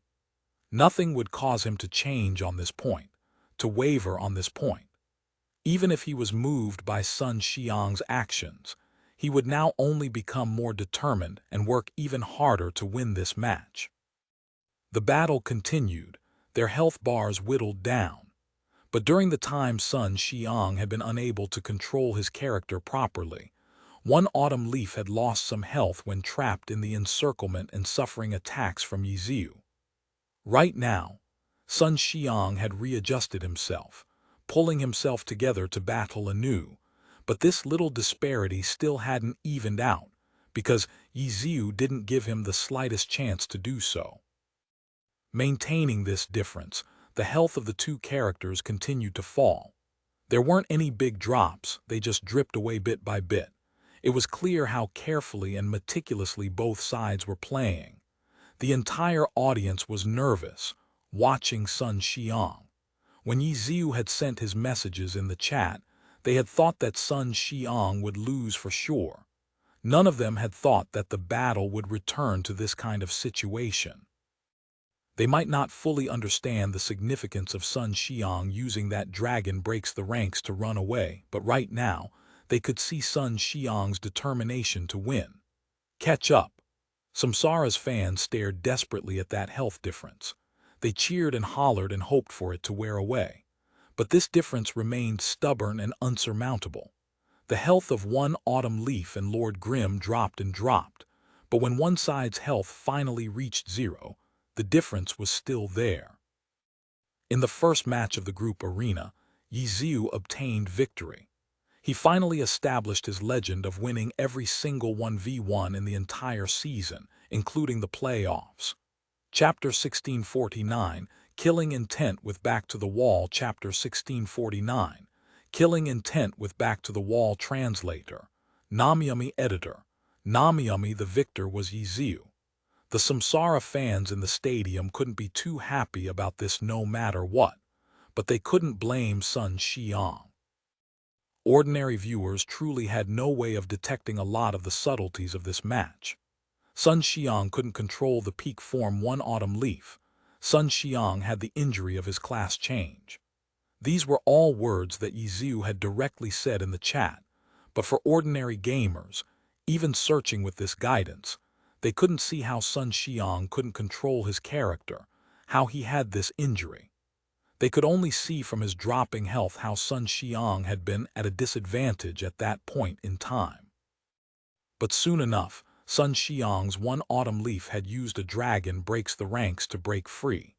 When he fought against Lord Grimm, he had stabilized his position. In the subsequent battle, neither side could be said to have a great advantage, and that difference in health from before was maintained all the way until the battle ended. 13%. This was that difference, and was the amount of health that Lord Grimm had remaining. Yi Ziu had won, but Sun Xiang's answer sheet was by no means ugly. In fact, in the eyes of the pro players, who understood things a bit better, Sun Xiang had earned a very high score. Sun Xiang, coming off stage, earned applause. Samsara's fans were encouraging Sun Xiang not to be discouraged. They had no idea right now that Sun Xiang had grown beyond their imagination. With Sun Xiang coming off stage, it was time for Samsara's second player to step up. Because of the unique format of the third match, no one knew who would be the second player that Samsara sent up. Perhaps even Samsara themselves were waiting until Sun Xiang lost, and they could see the current situation to determine who would be their second player. At that moment, Samsara's captain Zhou Zekai stood up to welcome the returning Sun Xiang. No one paid much attention. Zhou Zekai greeted Sun Xiang. The two of them high-fived like in a relay, and still no one paid much attention. And then the two of them brushed shoulders as they passed each other. Sun Xiang returned to his team and sat down, while Zhou Zekai continued to walk forward. The entire stadium went wild. Team Samsara, their second player was actually Zhou Zekai, their captain Zhou Zekai. This was even more shocking than Zhou Zekai playing first in the previous group arena. In that round, Samsara had at least left Sun Xiang as their fifth player. Their first player was very strong, but they still had a reliable anchor. Even though the final outcome wasn't what they'd hoped for, at least there was this kind of logic in their arrangement. But this match, Sun Xiang had already gone first, so setting Zhou Zekai as the fourth player was the most logical choice. Putting him in fifth would give more stability, putting him in third would be more aggressive. But now they put him right in second. What was this? The order of the players was decided on the spot. If Sun Xiang's performance as the first player had been especially strong, a 1v2 or even a 1v3, then sending up Zhou Zekai second to aim for as many points as possible was still fairly logical. But right now, First player Sun Xiang had fallen without any victories, yet Samsara didn't save Joe Zekai to anchor. Instead, they directly sent him up as their second player. Truly, not many people could understand this stance. They're sending up Joe Zekai second. This. In the broadcast, commentator Pan Lin faltered in his words. Can't understand it at all. Li Yibo, who always liked to save face, no longer tried to stay vague. He directly admitted this. What was Samsara thinking? In the end, the ones who could understand their logic were still the other pro players. After getting over their initial shock and thinking it over, they could understand the thought behind Samsara's arrangement. Sun Xiang first, Joe Zekai second. This was a whole. These two things couldn't be considered separately. In this group arena where the battle order could be changed on the spot, Samsara hadn't taken full advantage of this point.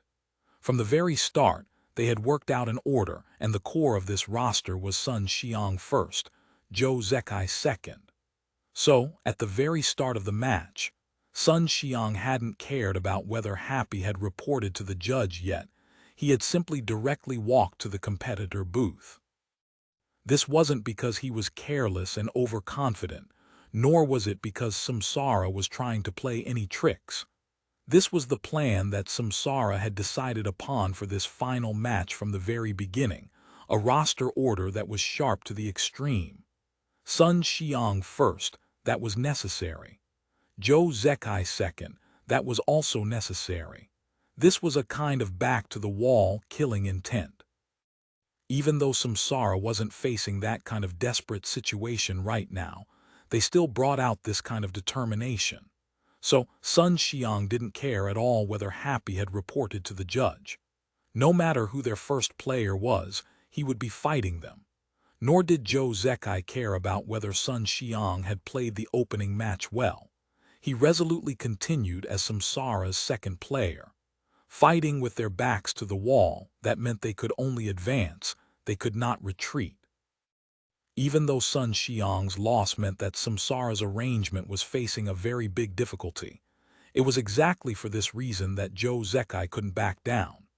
If he retreated now, if they made further adjustments, maybe they could create a seemingly more stable roster, but for Samsara, that back-to-the-wall determination and killing intent would disappear. Therefore, Joe Zekai didn't back down. This player, who was silent to the extreme off-stage, had absolute confidence and courage when it came to battle. He had the determination to carry everything on his shoulders. Because he was the true core of this team, because he was the captain of this team, he led this team forward, lifting up everyone's morale, relying not on words but on actions. Applause rose up. It was unknown how much of Joe Zekai's determination and conviction Samsara's fans could sense. They only knew that when it came to their captain, they needed to support him unconditionally, no matter the time or place. Second battle of the group arena begin. Happy Yiziu, Lord Grim, Samsara, Joe Zekai, Cloud Piercer. Yiziu could be said to be the last one in the whole stadium to know of Samsara's arrangement. When he saw Joe Zekai's Cloud Piercer appear on screen, he was very surprised as well. But very quickly, he was like those pro players who had determined Samsara's thought process. Yiziu sensed the back-to-the-wall killing intent of the other side. And right now, Sun Xiang had already fallen. This killing intent was almost entirely reliant upon Joe Zekai to maintain. If he, the second player, also didn't play as well as they hoped, then Samsara's group arena today might be even more disastrous than last round's. Samsara's energy was entirely gathered upon Joe Zekai right now. 13%. This was the health that Yiziu's Lord Grim had remaining. There was no chance that he could defeat Joe Zekai with this amount of health, but if he could cause even a bit of trouble to his opponent, then that would be a direct hit blow to Samsara. Stay firm, quick and forceful, no pretense. While many people were sure that Yiziu would have Lord Grim recover some health and then slowly wear down the opponent, Yiziu had Lord Grim charge forward. Chapter 1650, 10 seconds to decide victory. Chapter 1650, 10 seconds to decide victory. Translator, Namyami editor, Namyami Lord Grim, Cloud Piercer. Both characters moved swiftly. No delay, no hesitation, no conversation. The two looked like they weren't even thinking, putting all their focus into just moving their characters. Focus. Maximum speed. The two characters appeared in each other's sights after 16 seconds. Boom, boom, boom. Open fire. This was the maximum range of Lord Grim's myriad manifestations, umbrella in gun form. At max range, the power of ranged attacks were limited. Thus, many ranged characters would not open fire as soon as they were within their attack range. But Yiziu was up against Glory's #1 long-range attacker and still chose to use this exact method. Everyone thought that at this long range, Joe Zekai wouldn't break a sweat dodging with Cloud Piercer. But at the same time, Cloud Piercer also raised his dual pistols, and flames licked both gun muzzles. Bang, bang, bang, bang. Gunshots rang out like rain.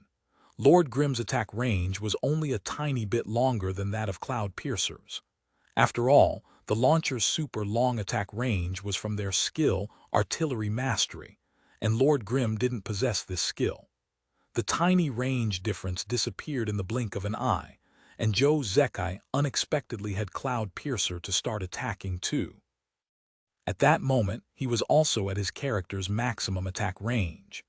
The two characters started from this longest range possible and followed up by just charging forward. Lord Grim, the character who showed his true power at close range, rushed forward. Cloud Piercer, the character whose true power was displayed at a distance, also unexpectedly rushed forward. It felt like they were driving two race cars playing chicken. The rules were that whoever braked first would lose. This match was not a battle of skill, or awareness, or experience. This was a battle of fighting spirit. To meet your enemy in a narrow alley and courageously advance without half a step backwards, that kind of fighting spirit. Samsara needed to display this kind of spirit. They put their best players in the group arena's first and second spots. Sun Xiang had already lost.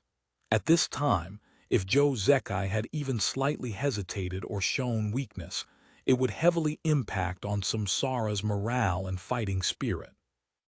Therefore, Joe Zekai decided to fight resolutely and decisively. He wanted the whole team to carry his fighting spirit. He wanted to take this match in one fell swoop. What about on Happy's side? Many people felt that it was not necessary for Yiziu to do this, because if you sound your war drums once, you will give your troops courage. If you sound your war drums twice, you will sap your troops' courage. If you sound your war drums thrice, you will make your troops' courage disappear. If Joe Zekai was so intent on forcing a fight, shouldn't you just avoid him? Slow the pace of the match and bring it to a deadlock. Completely diffuse his attacking intentions. This would sap the wind right out of their sails.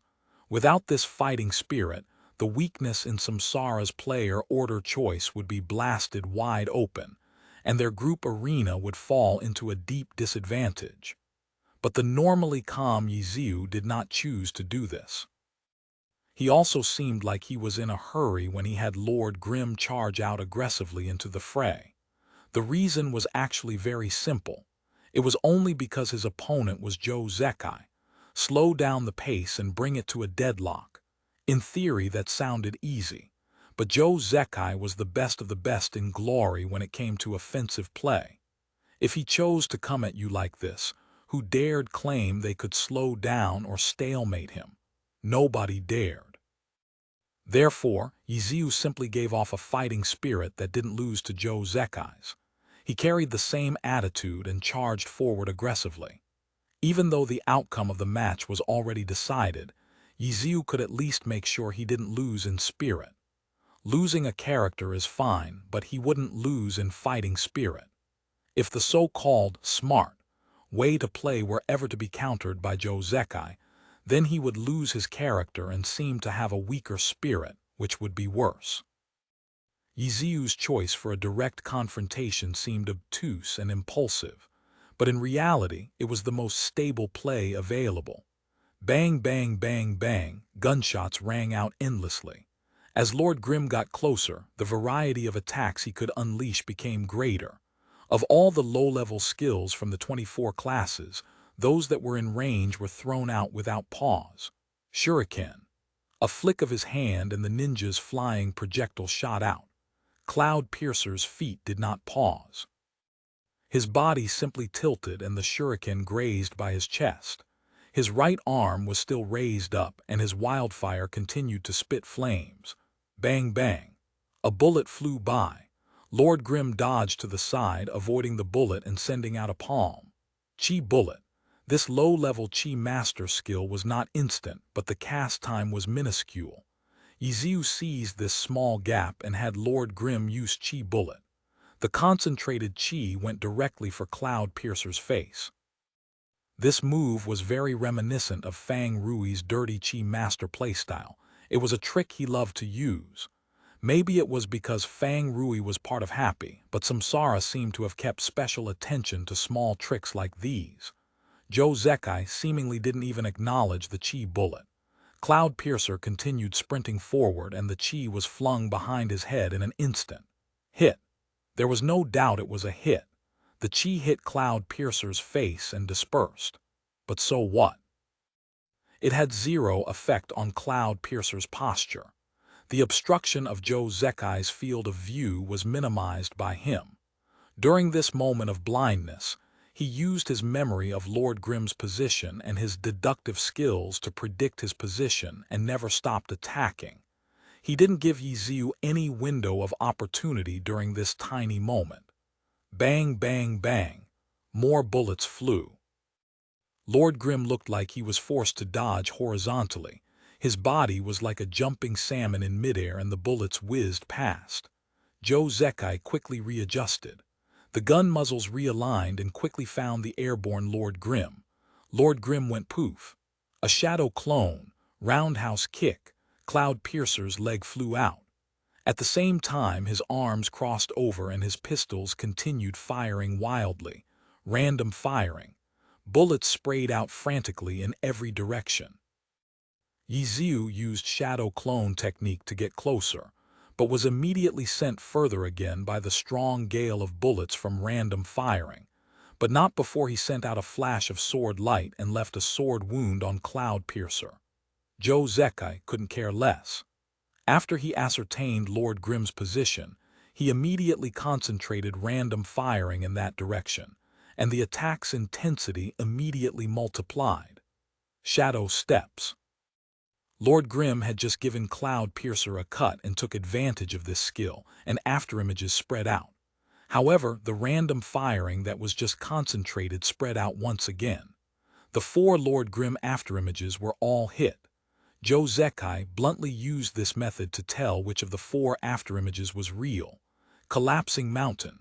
It didn't matter which one was real or fake. Lord Grim had already jumped out with another skill.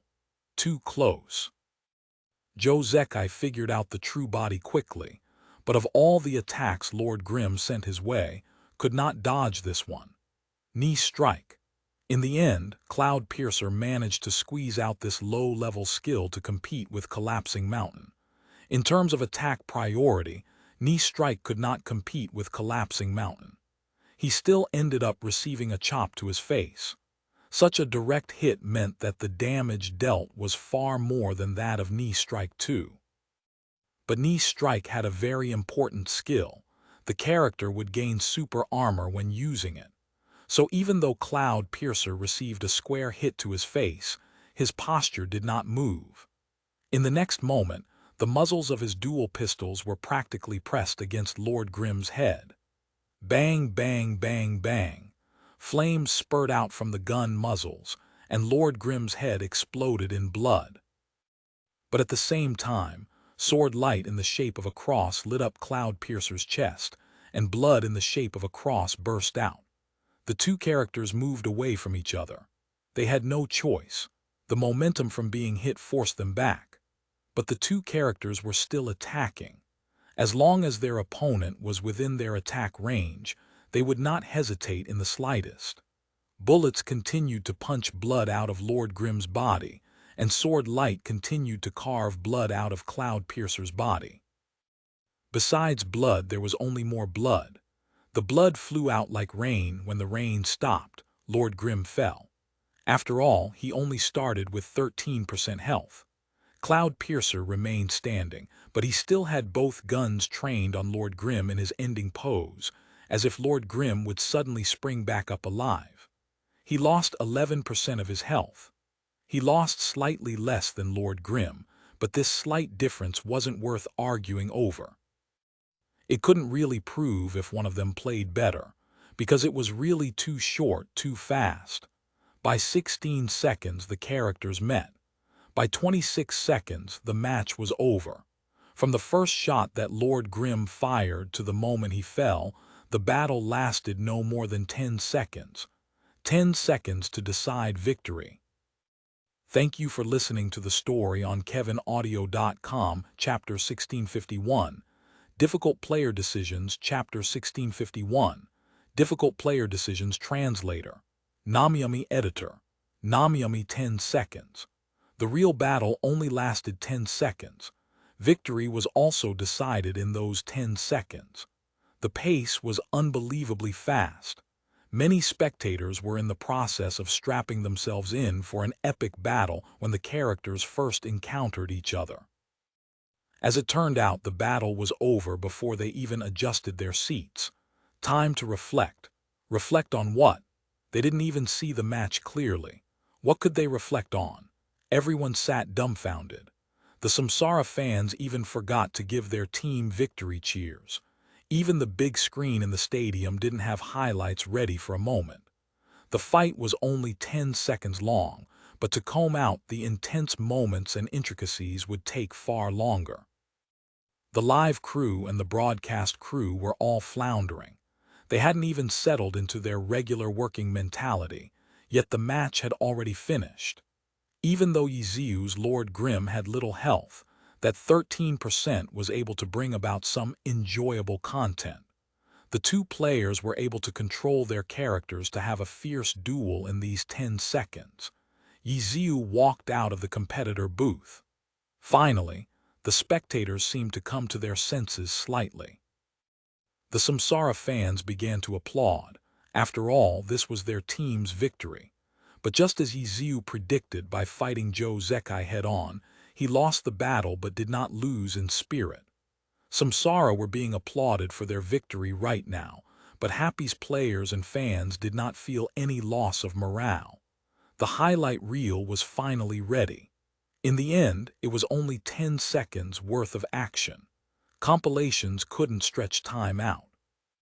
The numerous screens in the stadium just replayed the 10-second battle from different angles. This highlight reel did not use any slow motion and played at normal speed. 10 seconds and another 10 seconds, and yet another 10 seconds.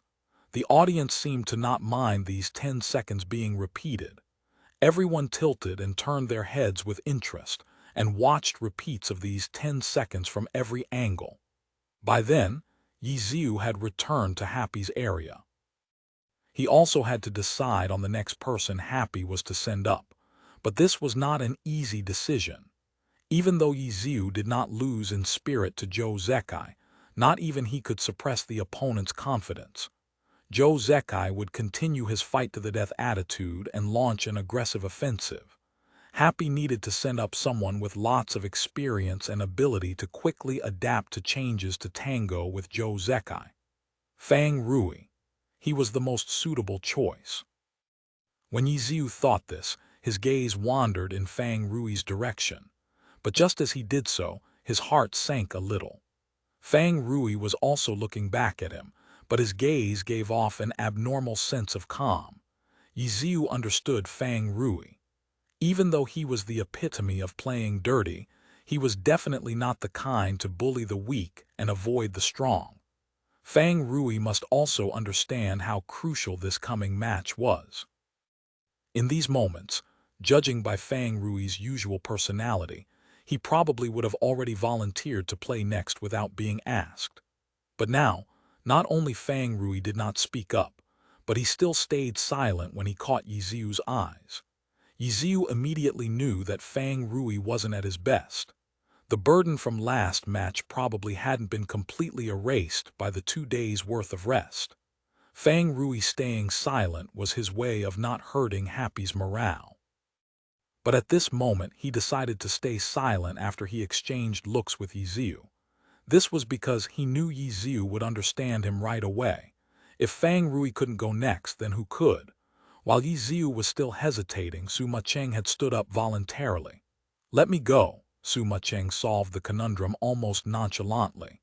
After she smiled faintly at Yiziu, she headed towards the stage without waiting for his confirmation. "Be careful." Yiziu didn't end up saying much either, because he knew that Sima Cheng was fully aware of the current situation, and also that this was why she was able to so casually answer the conundrum. He didn't need to give any extra instruction, because she knew clearly what she needed to do in the situation she was about to face. A "be careful" was already not necessary for the match, but was more of a personal remark instead. "I will." Sima Cheng smiled again and went on stage. Yiziu turned back around and stole another look at Fang Rui. Knowing that Fang Rui was painstakingly trying to hide his current condition, Yiziu certainly wouldn't press to interrogate him on the spot. The third match of the group arena quickly began. Happy Sima Cheng versus Samsara's Joe Zekai. After the map loaded and the characters spawned, Joe Zekai did not let anyone's expectations down, especially his Samsara teammates. Cloud Piercer resolutely charged forward, without pause or hesitation. What about on Happy's side? Sima Cheng did not lose in intensity. Dancing Rain also charged out. It could be seen that she had no intention whatsoever of slowing the tempo of this match. Surely they wouldn't have another rapid battle with a quick conclusion again. Everyone, including the audience, stadium workers, broadcast crew and such, were caught unprepared by the last 10-second match. Now they quickly gathered up 12 minutes worth of attention in a second. All right. Pan Lin's spirits were also roused. We can see that Joe Zekai is charging out with Cloud Piercer just like last game. But on the other side, Sima Cheng also isn't hesitating and is also directly charging out. This is probably going to turn out to be another exciting duel. What a rare sight on the grand final stage. Too true. Usually in this kind of match, both sides would err on the side of caution and fight for an advantageous position while minimizing mistakes. But today, this is not true just looking at Samsara's player arrangement. To start with Sun Xiang and to have Joe Zekai follow, many people would already consider this a mistake. However, Samsara took this mistake of an arrangement to give themselves fighting spirit. On the competition stage, there is no absolute right or wrong. If Samsara lost, then it would be a problem. But what if Samsara won? The momentum would have a decisive influence. Samsara focused on this because they came to win. They would not think about what would happen after they lose. Li Yibo continued on from Pan Lin. "I know what you mean. Samsara's player arrangement displays a type of determination. They only have victory in their eyes, a determination that they will definitely win," Pan Lin said. "Correct," Li Yibo said. After Sun Xiang lost to Yiziu, Samsara's player arrangements became much riskier. Even so, Joe Zekai still went up because Samsara was determined and tenacious. They wouldn't think about the consequences of losing. "You're too right. I think you have a lot of thoughts on this matter. You must have had the same feeling back when you won the championship with Tyranny, right, Coach Li?" Pan Lin took the chance to butter Li Yibo up again. "Ha ha," Li Yibo laughed. Of course he remembered the victory clearly. However, if it wasn't for Cold Season's miraculous life-risking strike one-shotting Yiziu, who knew what would have happened? Chapter 1652, No Retreat. Chapter 1652, No Retreat. Translator, Namyami. Editor, Namyami. As Pan Lin and Li Yibo discussed the match, Sima Cheng and Joe Zekai were finally about to come across each other. Joe Zekai didn't slow down, but Sima Cheng didn't either. Dancing Rain was a long-ranged launcher, yet it looked like she was charging in like a close-ranged character. Just before the two characters were about to meet, Dancing Rain suddenly stopped. This is. The audience was puzzled, but the pro players reacted much faster. With the help from their spectator view, they immediately deduced Su Ma-Cheng's goals. The canyon wasn't a perfectly straight line. There were twists and turns. If Su Ma-Cheng's Dancing Rain continued to charge ahead like in the previous round, the outcome would be the same as before. The two opposing sides would see each other outside of their attack range. Even if Su Ma-Cheng's Dancing Rain had a longer range than Lord Grimm and Cloudpiercer, the outcome would not change. This time, Su Ma-Cheng had Dancing Rain stop ahead of time. She was going to guard a tree stump, waiting for a rabbit. Joe Zekai's Cloudpiercer would need to pass through a turn. By the time he came into Dancing Rain's sights, the two sides would be at a much closer distance. The pro players quickly saw what this distance would be. It was a distance that would allow long-ranged attackers to better display their capabilities. Su Ma-Cheng had given up on steady, drawn-out fight. When she and Joe Zekai fought, it would be an explosive battle. No, it wasn't just that. Having seen Su Ma-Cheng's impressive, firing line multiple times recently, the pro players had started looking into it more carefully. At this moment, seeing this distance, they quickly realized that it wasn't just a distance that would allow the two long-ranged attackers to fully utilize their firepower. This distance was a firing line distance that Su Ma-Cheng had complete control over. In other words, this distance wouldn't just let her fully utilize her range, it would also elevate her firepower to its peak. Mounted gun. Su Ma-Cheng calculated how much time Cloudpiercer would need to reach here, and had Dancing Rain set up her mounted gun. In the very next second, Cloudpiercer arrived.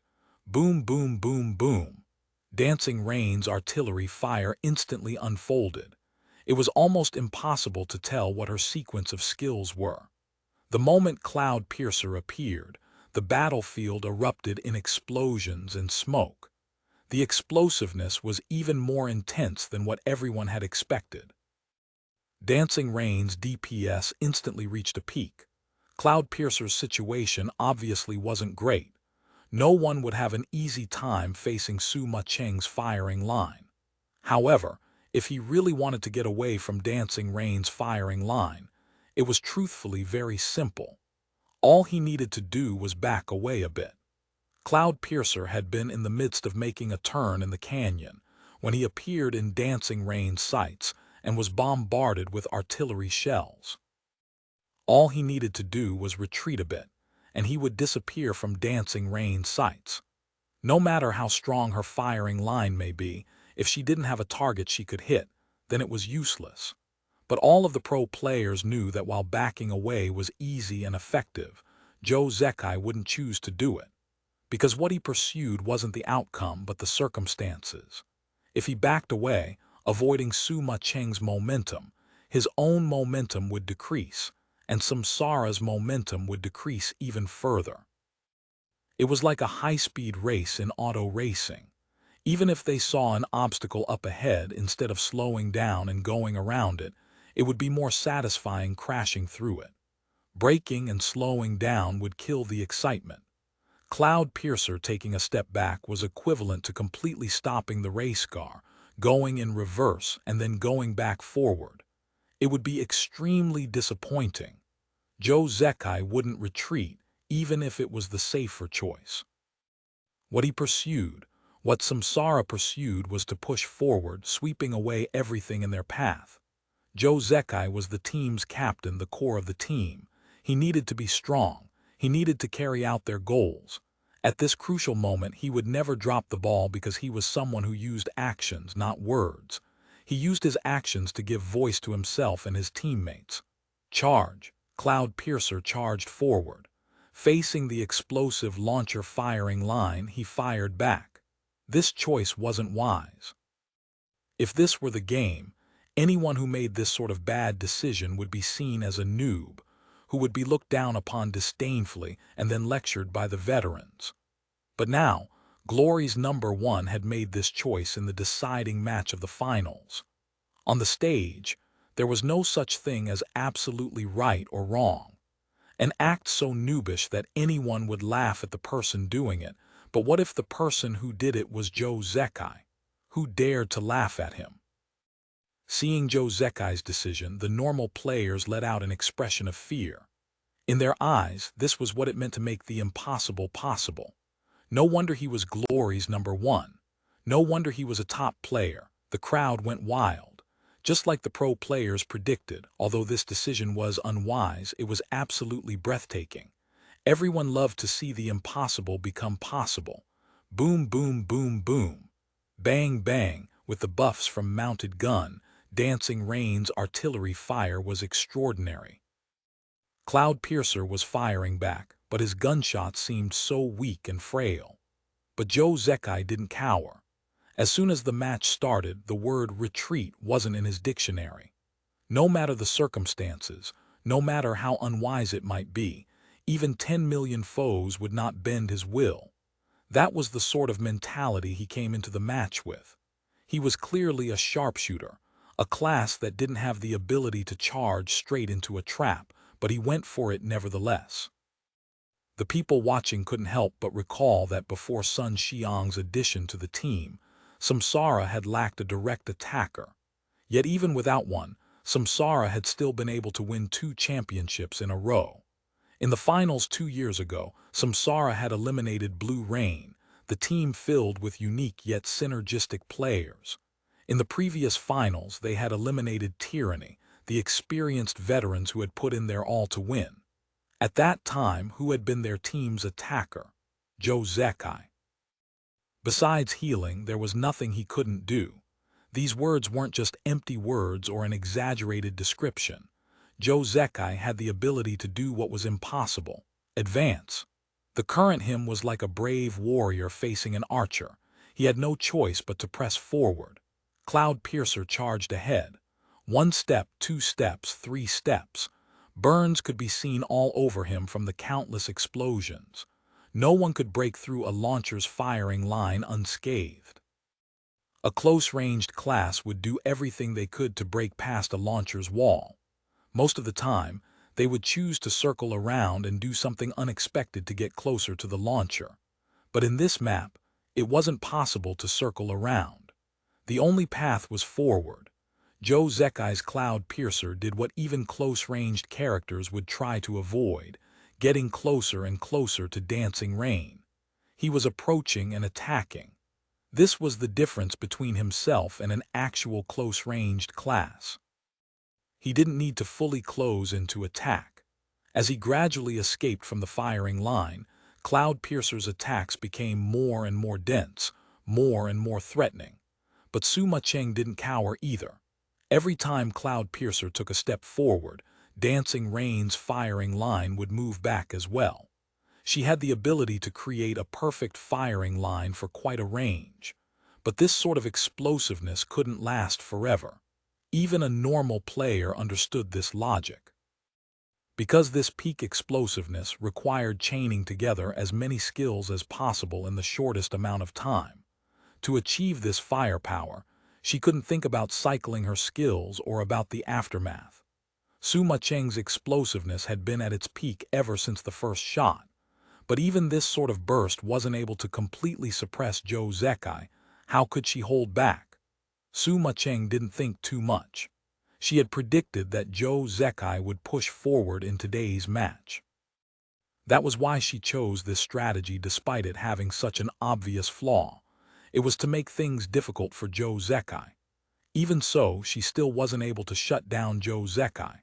Victory wasn't so easy to obtain. And although Joe Zekai had chosen to push forward, he wasn't charging at her blindly, tanking everything. He was also taking a look at the situation, observing Dancing Rain's firing line. He knew that this sort of explosiveness couldn't last forever. Suma Cheng would have to slow down at some point, unless she was confident that she could kill him during this time. But seeing the situation, it looked to be impossible. Joe Zekai's Cloudpiercer was holding on under the barrage of artillery shells. His health was dropping chunk by chunk, but he wouldn't fall so easily. And because Dancing Rain was using mounted gun when he counterattacked, he didn't need to worry about her dodging his attacks. Even though the damage he dealt couldn't compare to Suma Cheng's firing line, he knew that the turning point was about to come. Boom, boom, boom, boom. The explosions continued, but even the normal players could see that Dancing Rain's firing line was going downhill. The broadcast and the stadium screens displayed Dancing Rain's skill tree to let everyone see all the skills that were on cooldown. The crowd erupted into cheers. Samsara's fans knew that their opportunity had arrived. What a pity. The pro players lamented. Knowing what her opponent would do, Suma Cheng had created an enormous obstacle for him, an obstacle that couldn't be avoided. Was there a better setup? No. Everyone racked their brains trying to think of a better method. Her strategy fully utilized the strengths of her own class and her opponent's situation. If it had to be said that she did something wrong, then it would perhaps be that she had pushed her limits too far. Failure meant death.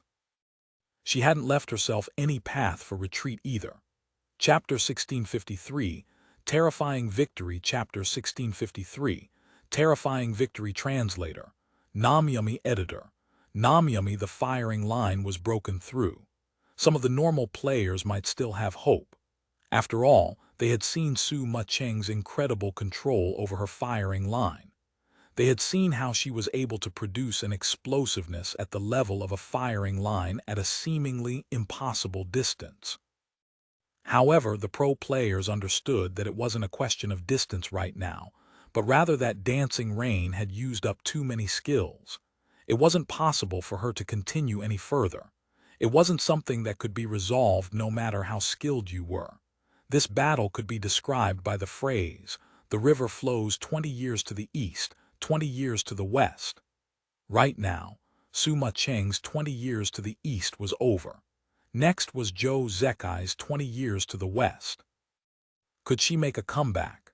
The people supporting Happy prayed for the possibility of a comeback, but to the pro players, very few of them looked at Suma Cheng's situation optimistically.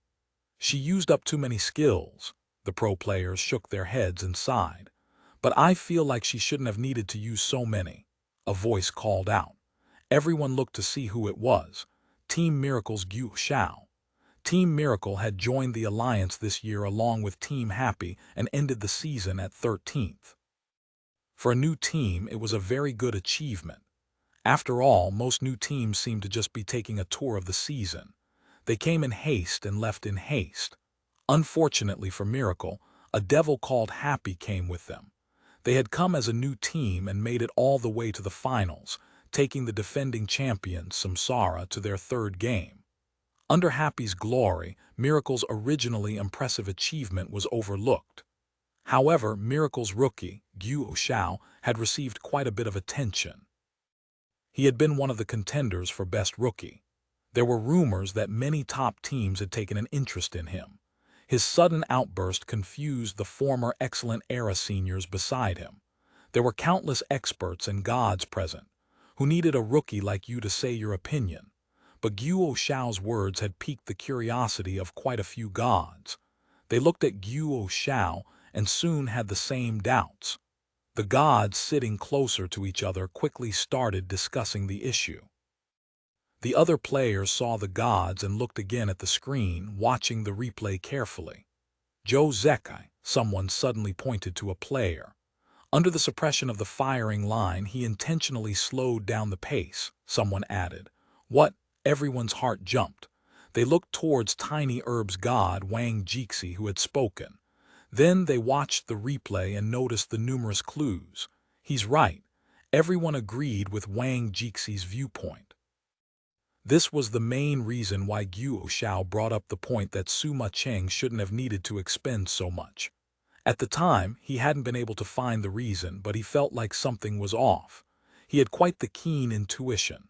Right now, no one was paying attention to Guo Xiao's keen senses. After confirming the reason, they felt their scalps go numb. A chill went down their spine. How terrifying! Under the barrage from Suma Cheng's firing line, instead of getting out of it as fast as he could, he intentionally slowed down the tempo, prolonging Suma Cheng's offense and forcing her to send out more attacks. This was the final deciding match. Everyone knew very well what burden Joe Zekai carried. Yet despite these circumstances, he still dared to take the risk. Before, he had displayed an unrelenting determination and momentum, and during this process, he had quietly laid down the winning hand. Everyone was silent, just like how Joe Zekai usually was. Everyone knew he was someone who spoke with his actions, but he had been almost too thorough, a thoroughness that exceeded their imagination. Even though they hadn't looked at Suma Cheng optimistically, they at least had a thread of hope for her. However, once they noticed his winning hand, this last thread of hope disappeared. Joe Zekai won. The rest of the fight went as expected. After Cloud Piercer broke through the firing line, he began his counterattack. Against his 3 to 5 step fluctuating gun fu, even if Dancing Rain had all of her skills available, at this distance, it was hard to contend against a sharpshooter, let alone a sharpshooter like Joe Zekai who was playing like a close-ranged class. Thunderous applause. His fight with Yiziu had been too even and wasn't able to boost the fans' morale. On the other hand, this fight had an extraordinary effect. In the first half, Cloud Piercer had been shut down by Dancing Rain's artillery fire. Joe Zekai had displayed a fierce tenacity during this stage. Then, once he broke through the firing line, he directly went for the win. The entire process had been too satisfying to watch. Oh, Samsara's fans cheered and screamed. When Suma Cheng walked out from the player booth, she was welcomed with a storm of noise. Had she played poorly? No one thought so. No one thought they could have done a better job than her. But in the end, she had lost. The brilliance that she left on stage would naturally be much duller. To many people, it felt like Suma Cheng had been killed in one combo. The fight had been a short one, taking 1 minute and 7 seconds. There had been numerous back and forths, but from an overall perspective, it felt like each player had made just one move. One move to win, and the one to win was Joe Zekai. Suma Cheng returned to her seat. She didn't seem to be dispirited by the loss. Not waiting for anyone to console her, she let a smile, telling everyone that she was fine. Samsara had made a comeback, taking the lead against Happy. Joe Zekai's Cloud Piercer still had 45% health left. It was a significant lead, but what was more terrifying was Samsara's morale. The Samsara fans were nearly out of control from excitement. The players on Team Samsara had expressions of joy, including Sun Xiang, who had lost in the first match. Happy needed to kill Samsara's momentum. Then the players on Happy saw Mofan stand up. He didn't say anything. His intentions were clear. Everyone then looked at Yiziu. In the end, who went next was Yiziu's call. Yiziu was quite straightforward. He nodded his head. Mofan didn't say a word and walked towards the stage. Yiziu hadn't said anything when Suma Cheng went on stage because he knew that Suma Cheng knew, but Yiziu didn't say anything for Mofan either.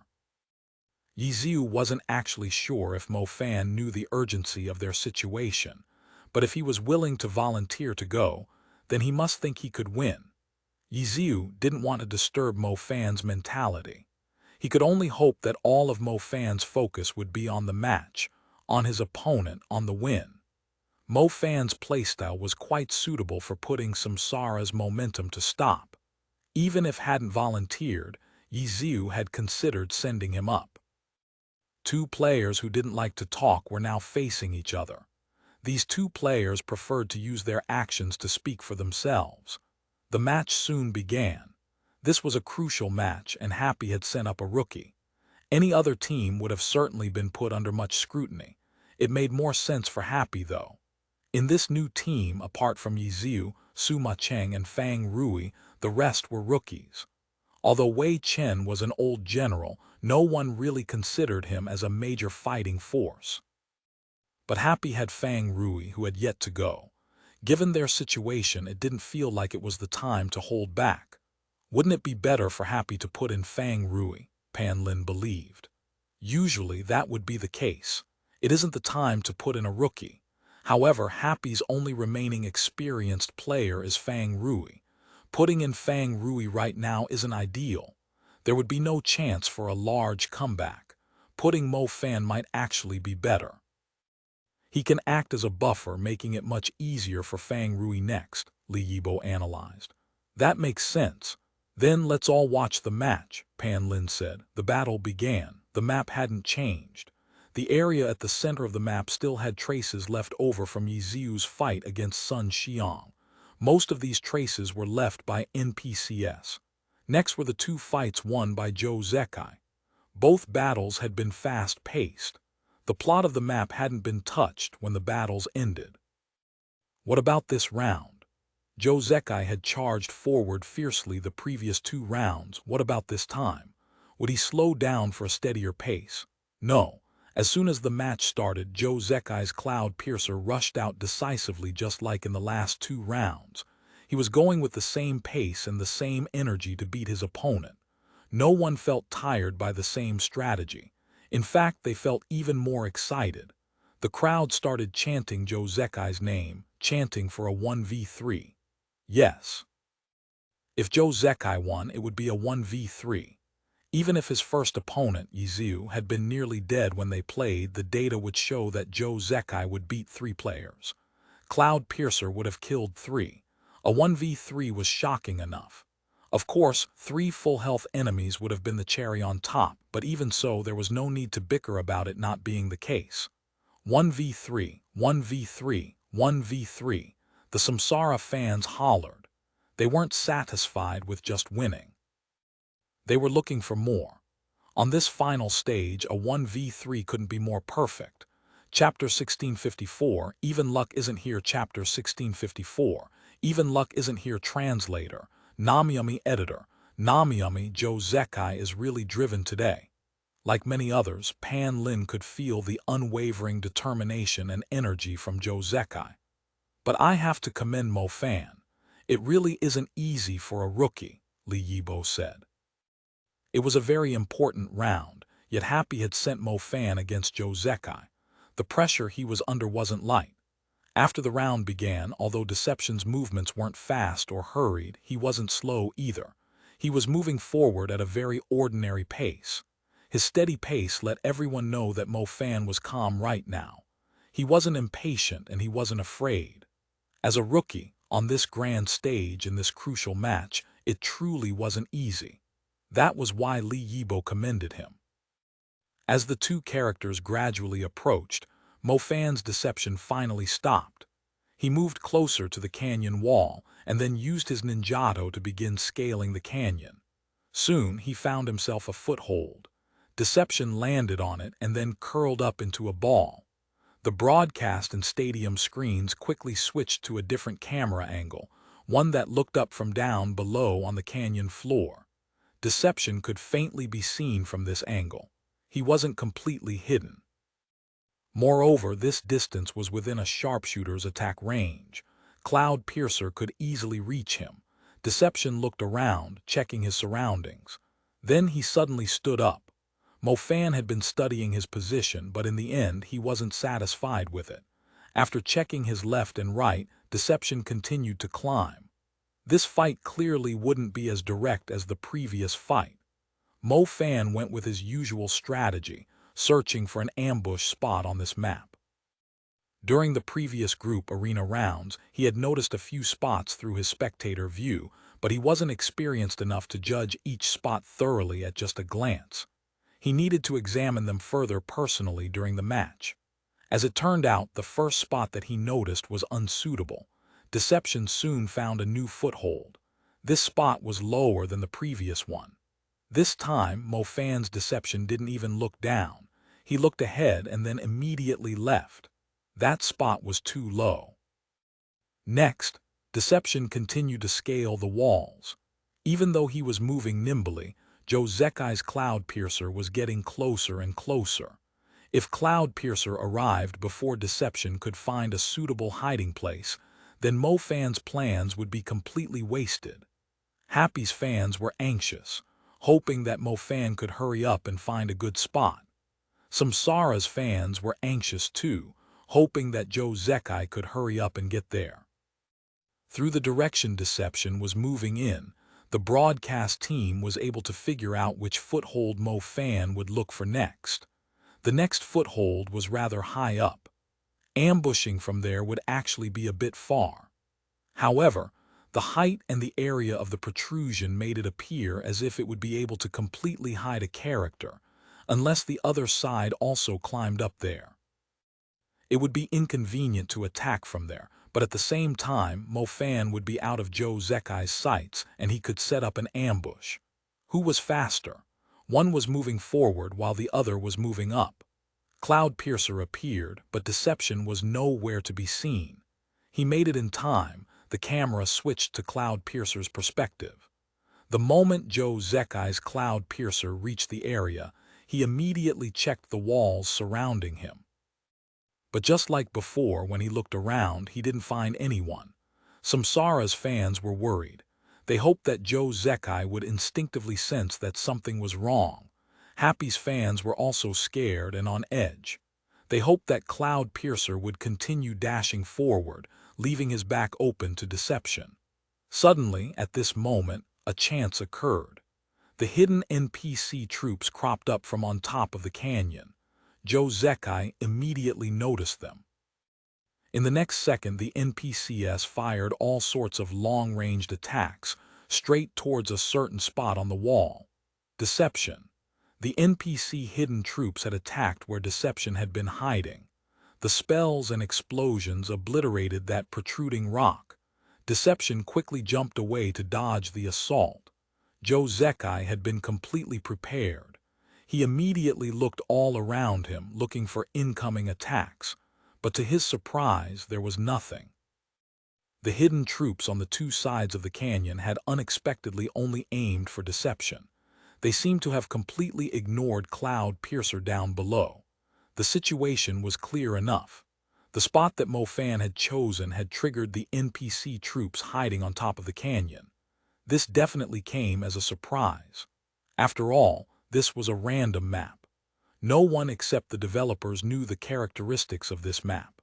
However, it could also be said that Mo Fan hadn't thought about his plan carefully enough. He hadn't considered that he would trigger attacks from the hidden troops. It was a bit of an unfair criticism, though, something an armchair expert might say. After all, the NPCs up above were quite patient from what they had observed up until then. It wasn't until the NPCs started getting entangled did they begin throwing stones at someone who fell down a well. Mo Fan's Deception had been climbing higher and higher, but he was still quite far from them. No one knew what the logic behind the AI was, and it was impossible to reach a conclusion. In any case, for Mo Fan, for Happy, it couldn't get any worse than this. In the first round of the group arena, Sun Xiang's one autumn leaf ended up being attacked by the NPCs, while Yiziu's Lord Grim rested easy up on the wall. But in order to avoid aggroing the NPCs, he didn't make any attacks.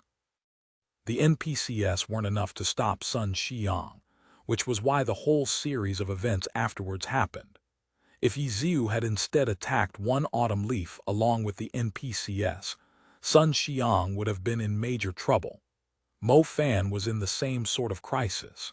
His situation was different than Sun Xiang's.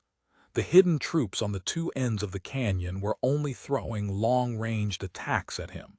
They didn't seem to have any intentions of approaching any closer. Right now, if Joe Zekai's Cloud Piercer attacked, he wouldn't need to worry about the NPCs unless his marksmanship somehow turned extremely poor. Joe Zekai instantly grasped the main points. For him, it was as if an opportunity had fallen right into his lap. Joe Zekai wasn't polite. He kindly accepted the gift. Gunshots echoed throughout the canyon, bullets shooting towards Deception. Despite having such an enormous advantage, Joe Zekai didn't act carelessly. His first attacks were aimed to prevent Deception from continuing to climb up because he noticed that Mo Fan wanted to rush to the top of the canyon. However, with Joe Zekai's impediment, Mo Fan didn't succeed. Climbing the mountain wall wasn't as easy as moving on flat ground. Mo Fan was forced into helplessness. He could only have deception land back onto the ground. Did the NPCs stop attacking? This was what Happy's fans hoped for, but they knew that it was unlikely, very unlikely. As expected, the attacks didn't stop. The hidden troops on opposite ends of the canyon continued to attack. Cloudpiercer would sometimes be implicated in the attacks, but he clearly wasn't the main target. Head shakes and sighs. The more neutral pro players shook their heads and sighed. It was impossible to predict these sorts of surprises before the match, and it just had to happen in such an important match. This 1 point was practically a free gift. Given these circumstances, if Joe Zekai's Cloudpiercer lost even a single drop of health, it would be considered his loss. And he didn't. Joe Zekai didn't relax at all even with this enormous advantage. In fact, he became even more vigilant. Cloudpiercer kept an appropriate distance from deception at all times. Mo Fan tried to close in several times but failed every time. Joe Zekai had been bravely charging forward the entire time. Even when he was facing Su Macheng's explosive firing line, his Cloudpiercer didn't back down a single step. But now, he was no longer showing the same determination and bravery.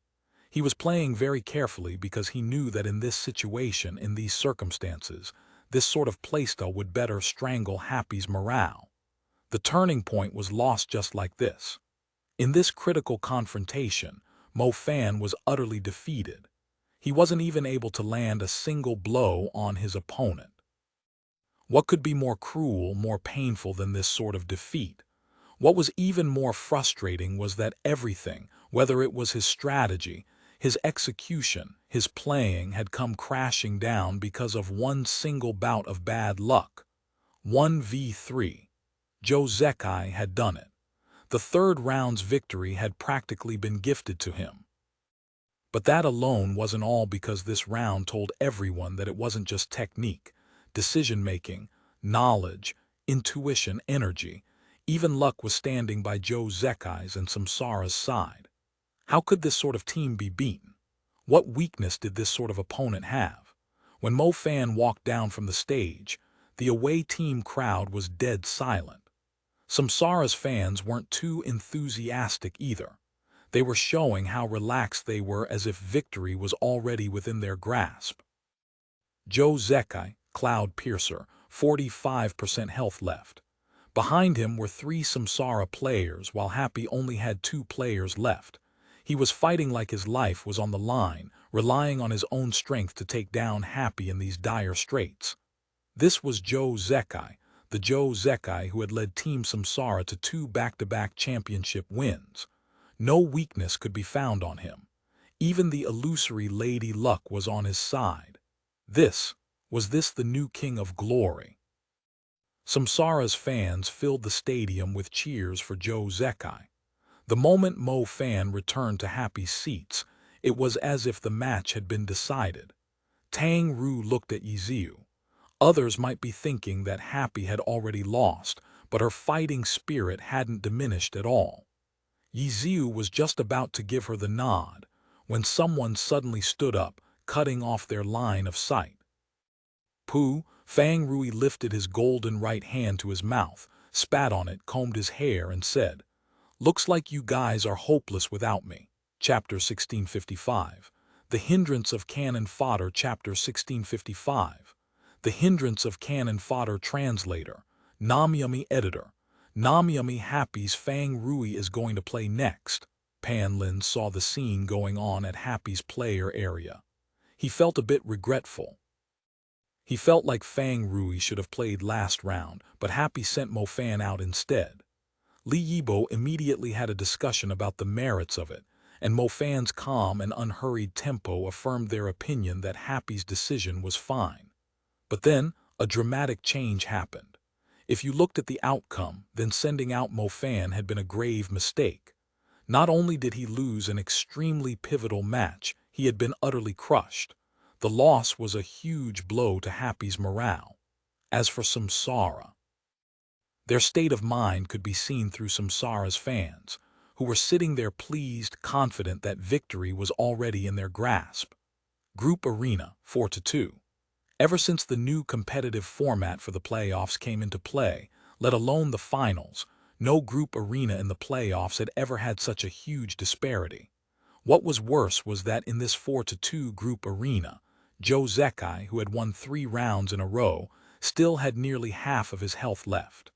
1v4. The crowd was already chanting for a 1v4. Before today, no one thought it was possible for a 1v4 to happen in professional play. However, today, Joe Zekai's condition as well as Cloud Piercer's health and mana made everyone feel like a 1v4 was a genuine possibility. The difference between Happy and Samsara is really being shown here, Li Yibo suddenly said. Happy only has one Yiziu, while Samsara has a Joe Zekai and now a Sun Xiang, Li Yibo said. Sun Xiang. He was seen as the final piece of the jigsaw puzzle for Samsara, becoming this season's best partners with Joe Zekai. Sun Xiang had blocked off Happy's biggest threat, Yiziu. Afterwards, Joe Zekai took down what little health remained on Yiziu's Lord Grim. Then he went on to beat Suma Cheng and Mo Fan. Now, Cloud Piercer was like a tiger looking for his next prey. As for Fang Rui, last round, Pan Lin thought that it would be safer for Happy to send out Fang Rui. However, for this round, Pan Lin didn't look at Fang Rui as favorably as he had last round. This was because of Joe Zekai's momentum.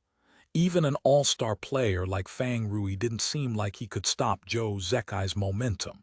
It felt like Fang Rui was just cannon fodder. And this was the feeling they got even not knowing Fang Rui's actual situation. "You gonna be okay?" Yiziu grinned as he asked Fang Rui. For the other Happy players who didn't know that Fang Rui wasn't himself right now, it didn't sound like anything was wrong. The team had 4 senior members. Apart from Suma Cheng, the other 3 weren't exactly the most serious people. It was common for them to talk trash about each other, but Fang Rui knew that these seemingly normal joking words had real meaning today. "Even if I'm not, I've got to go. The team really can't do without me," Fang Rui said proudly. The others on Happy didn't find anything wrong, but Yiziu could hear what Fang Rui was implying. "Yes, we don't have any other choice. No matter how things are, I have to go." Yiziu didn't say anything more. He wasn't completely clear how Fang Rui's condition was, but he knew that Fang Rui was a responsible player. He wasn't going to play if he didn't think he could win.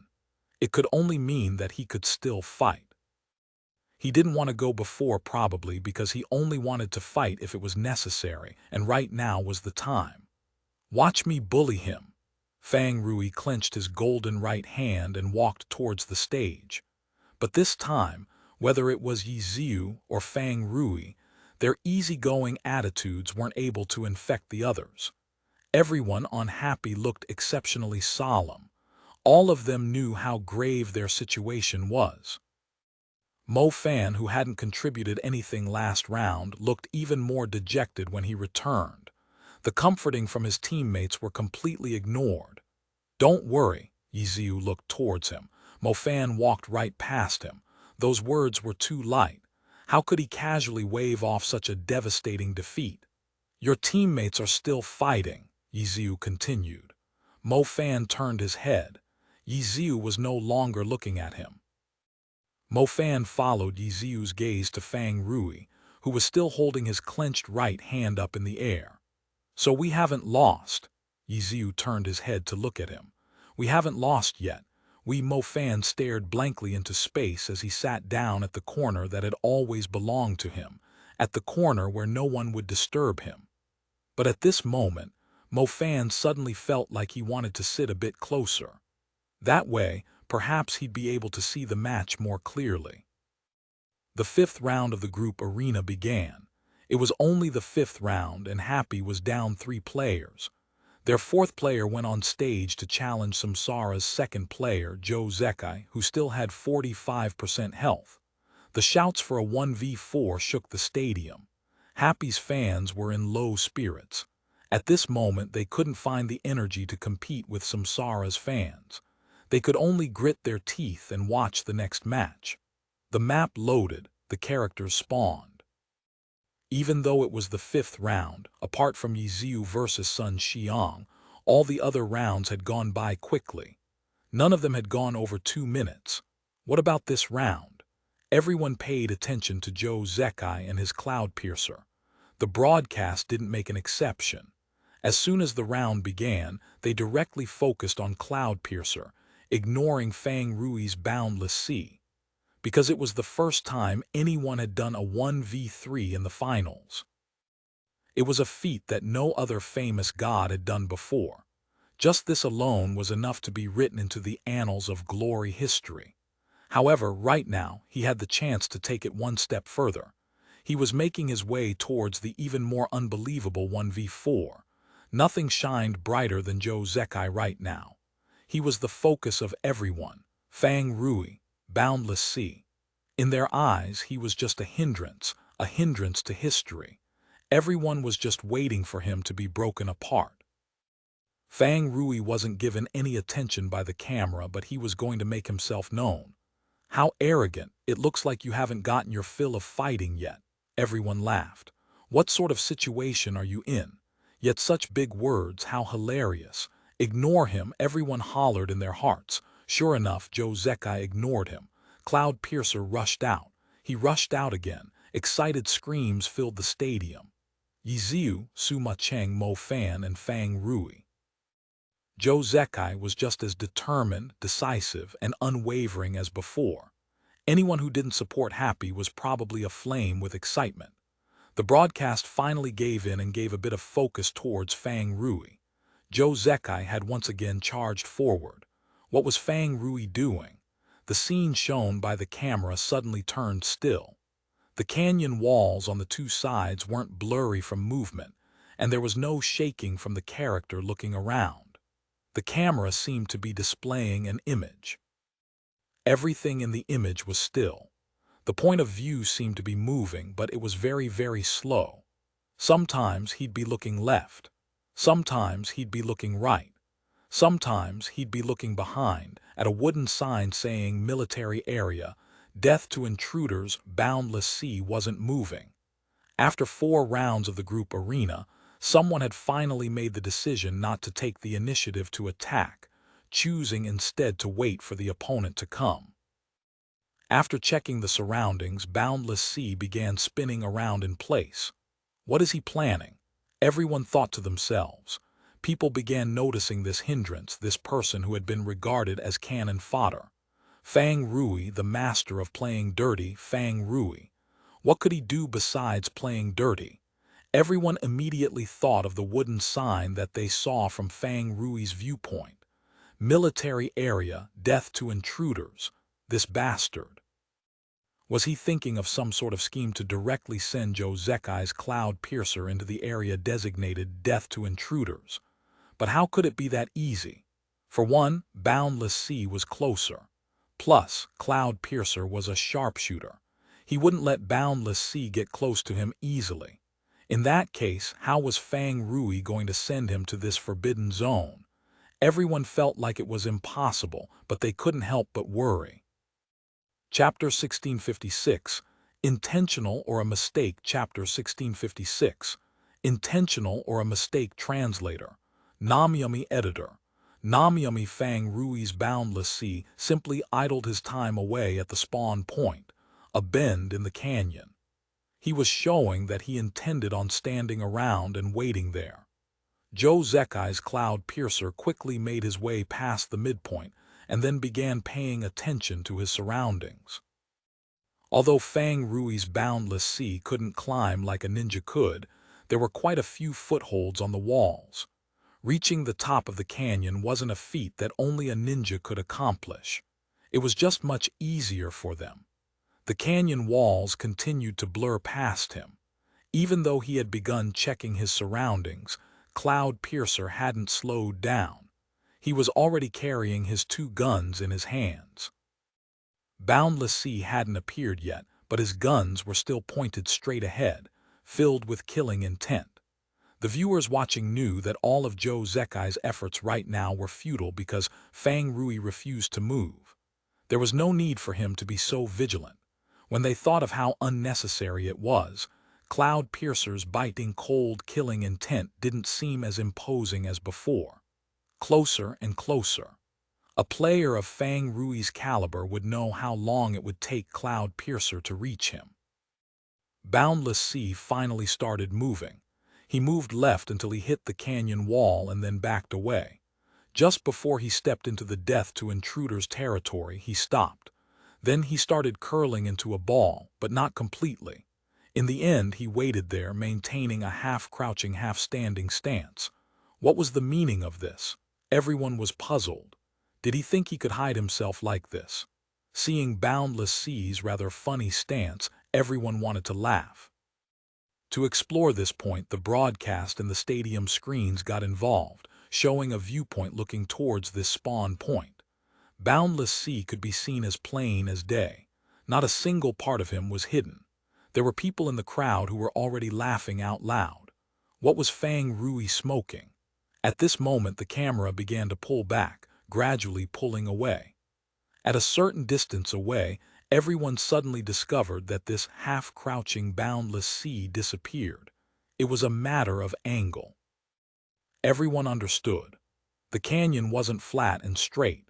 The twists and turns would have an effect on the player's line of sight.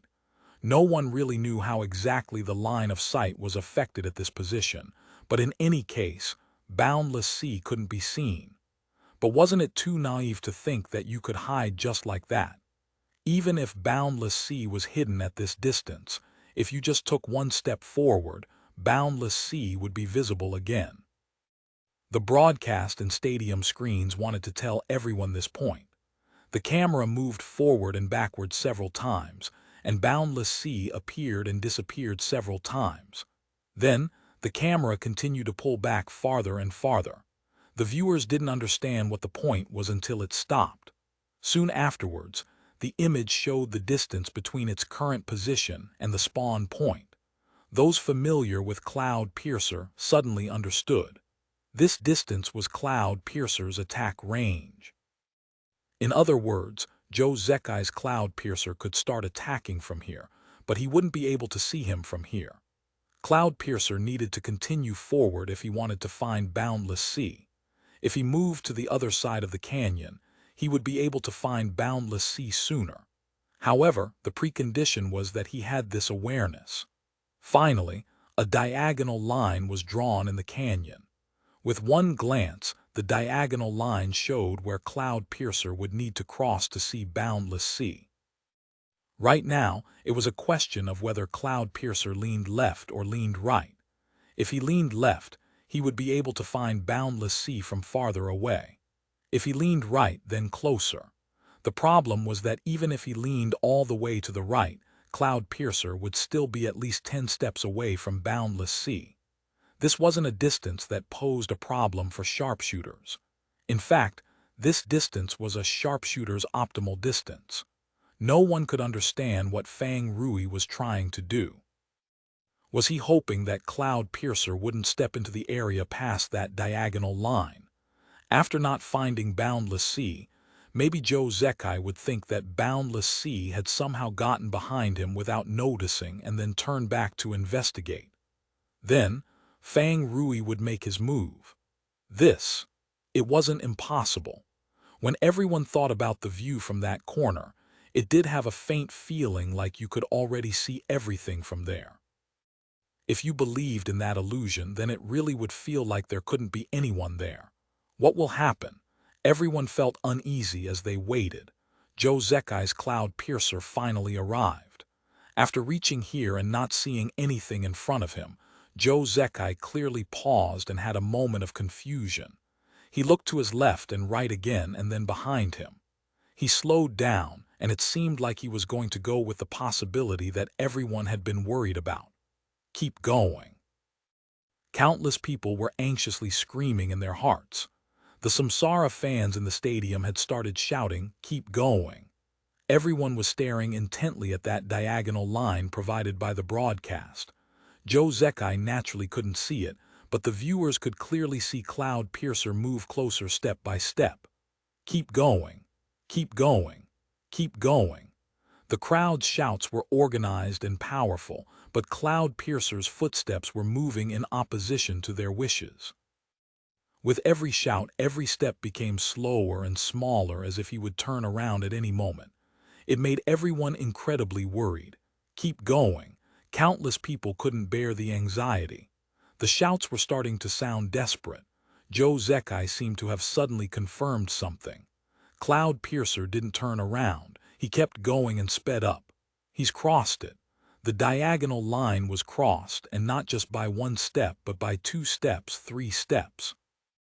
Cloud Piercer suddenly accelerated, and Boundless Sea appeared in his sights.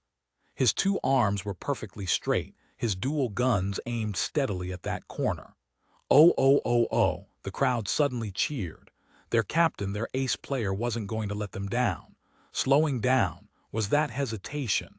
No, he was still going forward, but he slowed down to mix up his speed to mess up Fang Rui's predictions. This was because Joe Zekai understood Fang Rui. They had joined the pro scene in the same season. Even if he couldn't see Boundless Sea, he knew that Fang Rui must be waiting to ambush him. That was why he slowed down and then sped up. If neither side was amply prepared, then the sudden clash would be a contest of their reaction speed. Open fire. Bullets flew out. Boundless Sea scuttled out. Sure enough, Fang Rui had been waiting there for him. Even if Joe Zekai had messed up the rhythm, Cloud Piercer's sudden appearance didn't catch him off guard. The bullets instantly set off sparks, but there was no sound of bullets hitting flesh. Boundless Sea had a chi wave shield propped up, blocking the first wave of attacks. Bang, bang, bang, bang. The dual guns fired again. Even though the chi wave shield wasn't shattered yet, the surface area was too small. It wasn't like Lord Grimm's myriad manifestations umbrella, which covered his entire body. Moreover, after a chi wave shield was formed, it wouldn't move. Roll. Fang Rui tried to have Boundless Sea roll to dodge the attacks, but he didn't have much room to maneuver around at the moment. The area behind him was a forbidden zone. In other words, he was quite limited with his movements. Poo poo poo. This time the bullets hit flesh. At this distance, in these confines, Fang Rui wasn't able to completely dodge all of Cloud Piercer's attacks. However, he wasn't knocked back by the bullets. The force of the impact had no effect on him. Reinforced iron bones. Fang Rui had Boundless Sea activate reinforced iron bones, but he still had Boundless Sea roll forward as a feint. It likely reduced the damage he received, but at the same time, he was also hiding his next move while rolling. This was a very common trick that he used when he played as a thief. Chi Bullet. A blast of chi shot towards Cloud Piercer's head. But right now, the viewers couldn't focus on their fight because they realized that NPCs had spawned in the Forbidden Zone. After the NPCs spawned, all sorts of skills were thrown out. Artillery shells, spells, curses, chi attacks flew out from the Forbidden Zone. Knight's Charge, Berserker's Colliding Stab, a tide of NPCs of all different classes had come charging out. Event Refresh. It wasn't fixed.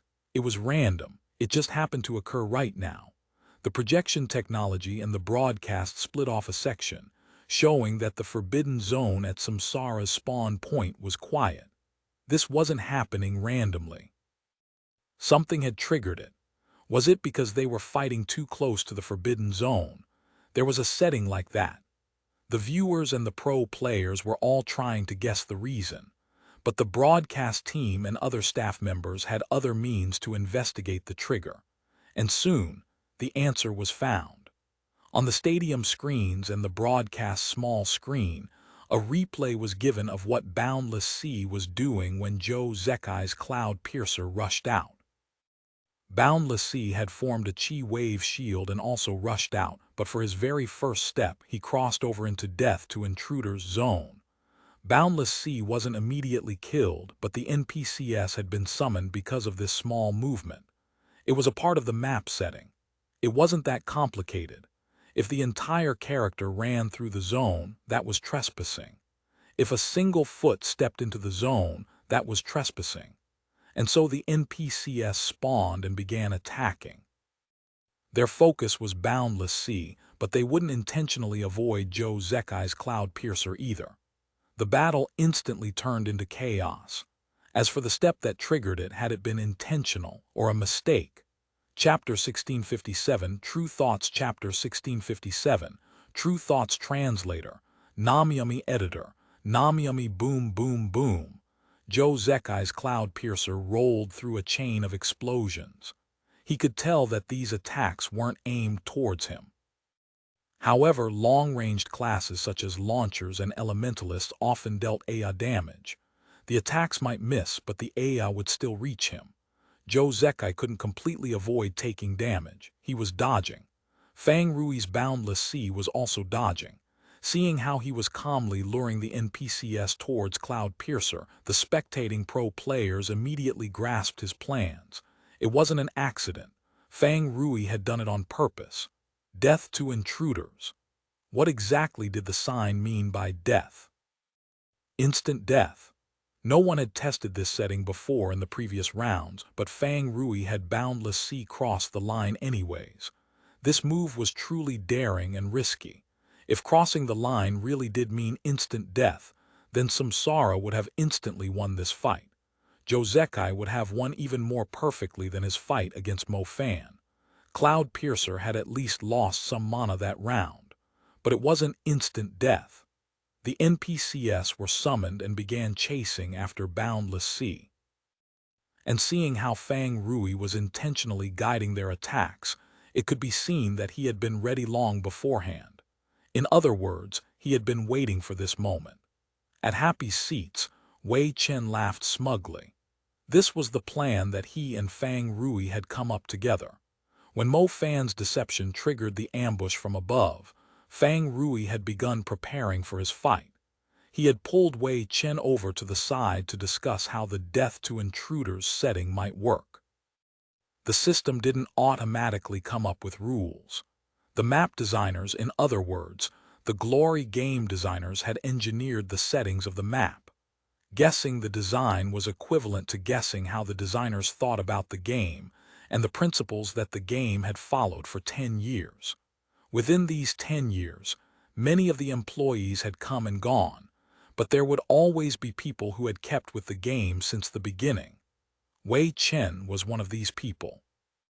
His professional career had only lasted 2 years, but he had never left the game. He had constantly immersed himself with the design principles of Glory. He was likely more familiar with the game than most of the Glory employees. Wei Chen deduced that death to intruders didn't mean instant death. His reasoning was very simple. He hadn't seen any tools or equipment that could kill someone instantly. Glory had always strived to be as logical as possible. If crossing the line meant instant death, then the designers would set up some way for the death to happen. It could be a sudden lightning strike from the sky, but there would definitely be something that would trigger and guide the lightning strike. The lightning strike wouldn't just appear out of nowhere. It wasn't a difficult conclusion to reach, but there were very few people who would be as confident as Wei Chen. This was the Glory Finals. A mistake in judgment would mean that Fang Rui's Boundless Sea would be instantly killed. All of Happy's efforts this season would be destroyed in an instant. The outcome of this mistake was too terrifying. How many people could take responsibility for such a disastrous mistake? Wei Chen dared to. He had just made a call, that was it. But the current him was like the captain who once led Team Blue Rain. He had always been someone brave, someone who had the confidence to carry a huge burden. "I'm certain," Wei Chen told Fang Rui confidently. Thus, when Fang Rui went on stage, he crossed the line for just an instant, entrusting Boundless Sea's life to Wei Chen's judgment. Wei Chen had judged correctly. It wasn't an instant death. The NPCs spawned and then went after Boundless Sea. It was a logical conclusion, and Fang Rui had gone with it. The NPCs spawned, and while their attacks were aimed at Boundless Sea, Joe Zekai's Cloud Piercer was implicated along with him. Joe Zekai's situation was similar to the situation in the first round Yi Xiu and Sun Xiang battle. The difference was that the NPCs had been chasing after Samsara in that round, while this time, it was happy being chased.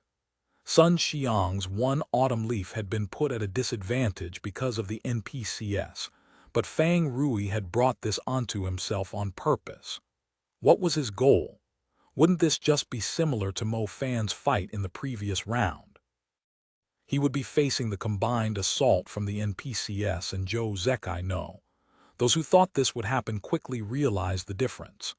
The difference was that Mo Fan had triggered the ambush from above. Joe Zekai's Cloud Piercer could attack, and he wouldn't hit the NPCs. But this time, the NPCs were rushing out on flat ground. If Joe Zekai's Cloud Piercer attacked Fang Rui's Boundless Sea, if he missed, the bullets would land on the NPCs, and he would become the new target. As a result, Joe Zekai couldn't coordinate his attacks with the NPCs. So what could he do? Thinking of this question, everyone couldn't help but think of the first round of the group arena. It had just happened not too long ago, so it was still fresh in everyone's minds. That round, Yi Xiu didn't want his attacks to aggro the NPCs, so Lord Grimm climbed up the wall and watched free of worries. But Sun Xiang's one autumn leaf was able to reach a max stage battle spirit along with a full 5 chasers. His battle strength had reached its peak, and then, the rest didn't need to be talked about. Everyone at least knew that the NPCs weren't enough to eliminate a pro player.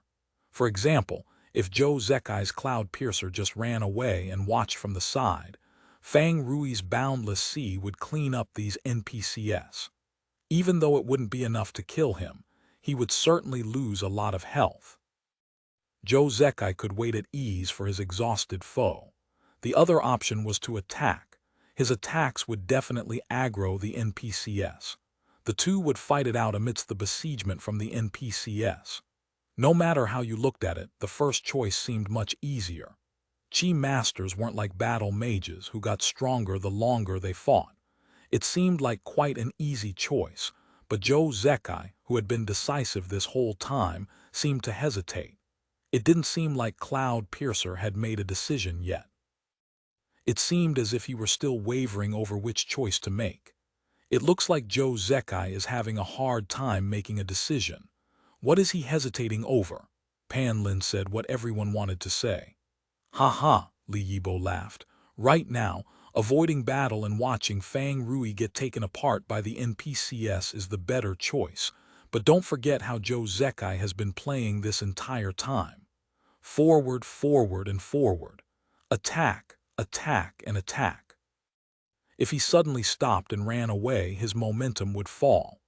That's why Fang Rui is sure that Joe Zekai won't retreat and why it will force the two of them into a messy fight, Pan Lin said. That seems to be the case, Li Yibo smiled. If that's the case, why does Fang Rui think he'll have the advantage in a chaotic fight? Pan Lin said. Ah, Li Yibo was visibly stunned by the question. A chaotic battle is more advantageous for Fang Rui. He really hadn't considered this question, but when he thought about it for a bit, he discovered something. Yes, a chaotic battle is advantageous for Fang Rui because Joe Zekai is a sharpshooter. Sharpshooters were long-ranged attackers. Not only did they need a good line of sight on their target, they needed space for their bullets to fly. In this sort of chaotic battle, it was too difficult for a sharpshooter to focus only on one target. Looking for a good angle, a good shot, there were too many factors to consider. Even Joe Zekai would be held back in this sort of environment. No wonder he wanted to end each fight as fast as possible. No wonder he charged out so decisively every fight. It wasn't just to boost the team's morale. It was because a drawn-out battle in this map was unfavorable for sharpshooters. It was because of the chaos that the map would spawn. At this moment, Li Yibo fully grasped Joe Zekai's thoughts. Chaotic battles were disadvantageous for sharpshooters. This was a very junior view of the situation. But when watching Joe Zekai, it was hard not to ignore this point because of how skilled he was. skilled to the point that this sort of junior view didn't seem like it could affect a god like him. But Joe Zekai didn't think so. He was truly skilled, but he wasn't arrogant. He was decisive, fierce, and unrelenting to protect himself against his weakness in this map. This was why he was wavering right now. Not solely because of momentum, but because his Fang Rui's method had exposed his weakness. Too many people had overlooked this weakness, but not Joe Zekai, and Fang Rui had also thought of it. He had chosen this risky method to summon the NPCs and create this situation. In Fang Rui's mind, these NPCs focusing him weren't enemies, but allies. Don't run. I've given you so many helpers. What are you so afraid of?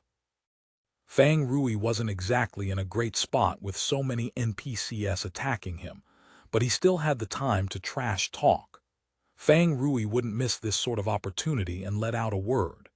He understood Joe Zekai and their current situation. His words wouldn't be able to affect Joe Zekai's decision, but he knew that there were lots of people outside who didn't quite understand the current situation. In their eyes, the situation was just like he described. If Joe Zekai ran away, it would be very unmanly. Fang Rui's words were meant to destroy his image. His trash talk was still quite incisive. Can't run. Joe Zekai actually responded to Fang Rui. Perhaps it was because Cloud Piercer was at a completely safe distance right now. He didn't have anything to do. He watched as the NPCs chased after Fang Rui. Everyone realized that he had come to a decision. The trash talk that Fang Rui had squeezed in hadn't affected him. He understood Fang Rui well, though. When Fang Rui's boundless sea took a step across the forbidden area, he quickly grasped Fang Rui's goals. Fang Rui wasn't going to just let him stand on the side and watch. He planned on leading these NPCs to surround him. True, he could run and run, but run to where? Yiziu's Lord Grimm could climb up the walls and hide because he had ninja skills. He had much more freedom in his movements on the walls compared to other classes. Sun Xiang's One Autumn Leaf was a close-ranged class too. But Joe Zekai, his Cloud Piercer could only rely on jumping to move around along the canyon wall. His movements were very limited. His aerial gun would be restricted. If his bullets landed on the NPCs, he would pull their aggro. Fang Rui's Chi Master also had more long-ranged attacks than a battle mage. While Yiziu's Lord Grimm could keep running away safely, it wouldn't be possible for Joe Zekai's Cloud Piercer. In the end, if he kept running, he would eventually reach the forbidden area on the other end of the canyon. Either way, he would need to win over Fang Rui amidst this chaos. And when that time came, how much damage would the NPCs have dealt to Fang Rui? Joe Zekai watched for a bit. Fang Rui's boundless sea moved around craftily and didn't attack much. He prioritized his survival and his movements. He wanted to bring those NPCs towards Joe Zekai. Even by the time they reached the other side, he wouldn't have lost much health. "If you're not going to run, then I'm coming," Fang Rui shouted. This time Joe Zekai didn't reply, but his Cloud Piercer charged back. This was the usual him speaking with his actions. Chapter 1658, Situational Control. Chapter 1658, Situational Control. Translator, Namiyami. Editor, Namiyami. Joe Zekai didn't back down. He charged ahead as always, but this time he would truly encounter a challenge. The pro players had analyzed the merits and drawbacks of his decision and understood that this sort of chaotic battle was unfavorable for him. However, most of the viewers didn't realize this issue. In the eyes of the loyal fans, their captain was invincible. He had no weaknesses. What applied to others didn't apply to him. The pro players agreed to a certain extent. A top player like Joe Zekai couldn't be looked at with common sense. Controlling bullets as fast and accurate as a sword was that common sense. Everyone was used to thinking about him differently, but Joe Zekai himself wouldn't forget common sense. He wouldn't leave his opponents any opportunities. However, Fang Rui was utilizing this map to set up a trap. Joe Zekai hesitated for a while, but in the end, he didn't retreat. Cloudpiercer charged forward bravely. Was he planning on breaking common sense? The pro players thought to themselves. The crowd had already erupted into thunderous applause. He charged forward, but he didn't attack. The tip of his gun was aimed at Boundless Sea, getting closer and closer but never firing. Fang Rui had been ready for a fight with Joe Zekai under these circumstances. Seeing that Joe Zekai wasn't retreating, he welcomed him warmly. Boundless Sea immediately rolled, dodging 2 attacks while also approaching Cloudpiercer. The instant he rolled, an artillery shell flew out from behind him. A launcher NPC had fired at him. With this dodge, the artillery shell was now heading towards Joe Zekai's Cloudpiercer. Cloudpiercer rolled to the side, evading the missile. Boundless Sea suddenly shot up and pushed out with his 2 palms. Sky-piercing strike. Fang Rui had chained together his attack with the launcher NPC. The sky-piercing strike went straight for where Cloudpiercer was rolling towards. He didn't care if he hit the NPCs. After all, the NPCs were already targeting him.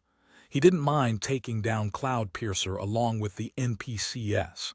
The AI from sky-piercing strike wasn't small. Cloudpiercer looked as if he would be hit. With the swarm of NPCs surrounding them, his escape options were much more limited. Fang Rui wasn't attacking randomly. Fang Rui had considered many factors from dodging 2 attacks to baiting the artillery shell from the launcher behind him, to the sky-piercing strike to Cloudpiercer leaving an opening.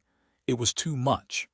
To normal players, everything might seem normal, but to the pro players, all of the little details involved made them feel dizzy. Can he dodge this attack? Many of the pro players didn't think so. But common sense didn't apply to someone like Joe Zekai. Cloudpiercer suddenly jumped up and fired 2 shots. It was just a normal jump. It wasn't fast enough, but with the help from recoil, Cloudpiercer sped up.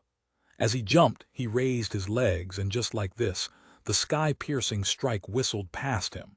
Fire. Cloudpiercer fired at the NPC crowd. However, these 2 shots didn't grab any of the NPC's attention. The ones near him continued to focus on Boundless Sea. None of them turned their head to even take a glance at Cloudpiercer. He had fired 2 shots at the NPC crowd, but neither of the shots landed. Joe Zekai wasn't so quick to compromise. He was still looking for opportunities within the chaos. Bang, bang. But at this moment, the airborne Cloudpiercer fired another 2 shots. The bullets flew out towards Boundless Sea. Besides him, there was no second choice. The 2 characters were quite close at this point. The 2 gunshots had come all of a sudden. Seeing Joe Zekai's Cloudpiercer jump and then fire carefully, missing the NPCs, no one thought he would attack so easily in this chaos. To everyone's surprise, he actually had Cloudpiercer fire twice while swaying in the air. Pooh! A hit and a spurt of blood. The 2 shots had been too close and too sudden. Fang Rui didn't have time to completely react. Boundless Sea hastily dodged, avoiding one of the bullets. It was just a normal shot, so the damage wasn't anything noteworthy. Fang Rui and everyone else was more concerned about where the bullet he dodged would end up at. Pooh! Another hit, but there was no blood. The bullet had hit the ground, whistling by all of the NPCs. Joe Zekai wouldn't have Cloudpiercer fire rashly if he didn't think he had a good grasp of the situation. He had Cloudpiercer attack because he was confident. Cloudpiercer landed gently onto the ground. There just happened to be an NPC rushing over to attack Boundless Sea. He moved aside. He had no intentions of blocking the NPC's path. The wildfire in his right hand was pointed straight ahead towards Boundless Sea. With so many NPCs moving around, Boundless Sea would appear and disappear from his sight. He didn't attack, but he didn't change stances. However, his 2 previous shots let everyone know that it wasn't that he couldn't attack, but that he needed the right opening.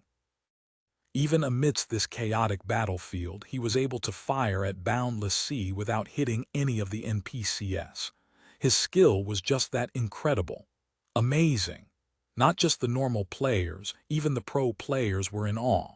His aim is great, but what's more impressive is his control over the battle. On Team Tiny Herb's side, Captain Wang Jixi commented on the match to his players. A chaotic battlefield is unfavorable for gunners. This is an indisputable fact, Wang Jixi continued. But Zhou Zekai's 2 gunshots were a signal to Fang Rui. Even in this chaos, I can still attack you. This is where it differs from what the average player might think. Even if Zhou Zekai doesn't attack, the threat of his attacks requires Fang Rui's attention. While dealing with the NPCs, he also has to be wary of leaving openings for Zhou Zekai to attack. Then what should he do? A rookie in the team asked. Be proactive, Wang Jixi said. Fang Rui clearly understood this reasoning. At this moment, he had to be proactive. He couldn't just let Zhou Zekai stand there, waiting for the right opportunity to appear. Turn, move, roll. Boundless Sea dodged the attacks from the NPCs while moving towards Cloud Piercer. Zhou Zekai saw his movements. Cloud Piercer didn't move up, but he didn't back down either. However, his guns were constantly following Boundless Sea's movements. Pressure. Anyone would feel threatened by Zhou Zekai's Cloud Piercer aiming at them. The only reason he hadn't launched a rain of bullets onto Boundless Sea was because he didn't want to hit the NPCs. From this perspective, these NPCs really did become Fang Rui's protective umbrella. Boundless Sea continued to tumble about, avoiding the NPCs through Fang Rui's unique way of moving around. His point of view was constantly spinning. The normal players looking at it had no idea what they were looking at. They couldn't even tell what direction they were going in. They might not be able to tell from Fang Rui's point of view, but Boundless Sea's movements were clear as day from the spectator view. His movements didn't look complicated, but the spinning made anyone looking through his point of view want to vomit. It wasn't as simple as just dodging the NPCs attacks. He had to observe his surroundings. He needed to know how the NPCs were attacking and moving because he needed to know this to win. Just relying on this chaos to make it difficult to shoot him wouldn't be enough to take down Zhou Zekai. If he wanted to win, he needed to take it to the next step. He had known this from the start. This was very difficult, especially for the current him. Fang Rui knew what condition he was in. He hadn't wanted to play in the group arena. He had wanted to save his energy and strength for the more important team competition. But the group arena was going so disastrously that he couldn't wait until then. But dealing with Zhou Zekai would be even more strenuous than the team competition. His blurred view finally stabilized for a moment, locked onto Cloud Piercer. Chapter 1659, Wooden Sign. Chapter 1659. Wooden Sign Translator. Namiyami Editor. Namiyami Chi Blade. Fang Rui launched another attack, borrowing the NPC in front of him as cover. From start to finish, none of Fang Rui's movements could be seen by Zhou Zekai. That NPC seemed to be colluding with Fang Rui. The moment the Chi Blade flew out, the NPC moved aside. Cloud Piercer immediately appeared in Fang Rui's sights. The 2 guns were locked onto Boundless Sea. Behind Boundless Sea were 3 NPCs lined up side by side, charging towards him. Boundless Sea had enemies in front and behind, yet Fang Rui didn't seem worried at all. He was aware of Boundless Sea's situation. In front was Cloud Piercer. Behind were 3 NPCs. The distance between them were all within his calculations. Would Cloud Piercer attack? Fang Rui wasn't certain. He only knew that at this distance, if Cloud Piercer attacked, he had some confidence in dodging a few of the bullets. As a result, the NPCs behind him would be hit by the bullets and Cloud Piercer would aggro the NPCs. That wasn't what Zhou Zekai wanted. So then, attack. With a cloud-pushing palm, Boundless Sea mercilessly pushed away the NPC that had provided him cover, so he could leave himself as open as possible for Cloud Piercer to fire at him. Bang bang. Gunshots, Cloud Piercer fired. 2 bullets flew out from the wildfire in his right hand and the shattered frost in his left hand. Fang Rui had been ready. He immediately crouched. The 2 bullets streaked across, brushing past Boundless Sea's shoulders. Dodged.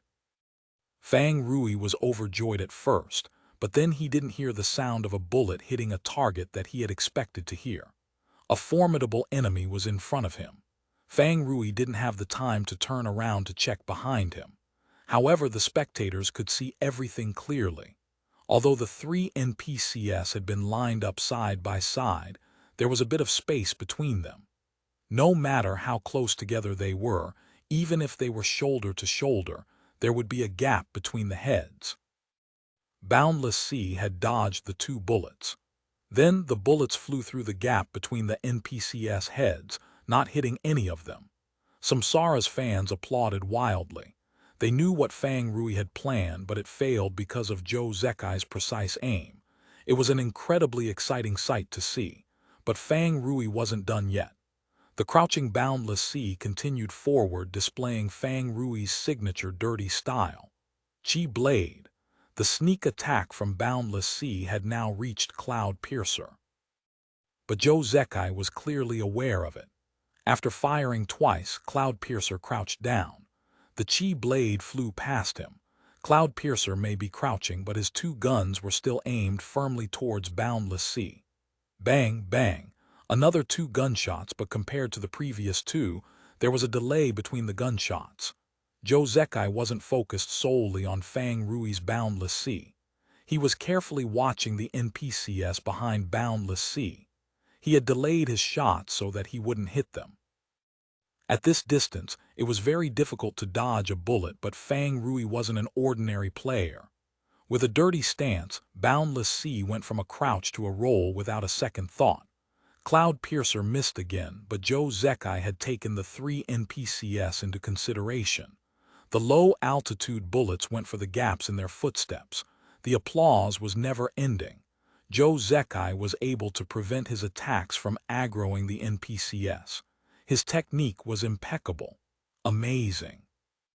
4 bullets in a row, yet none of them hit the NPCs. Fang Rui naturally knew that Joe Zekai's 4 gunshots had been aimed at the small gaps between the NPCs. He knew how difficult it was to pull off. Difficult was difficult. Amazing was amazing. But if you had to say threatening, then the answer was no. Joe Zekai was being restricted. In order to not aggro the NPCs, his hands and feet were bound. He couldn't establish a sustainable tempo. These sorts of attacks were nothing threatening. You think you can scare me with just that? Fang Rui laughed coldly. Boundless Sea continued to change his route.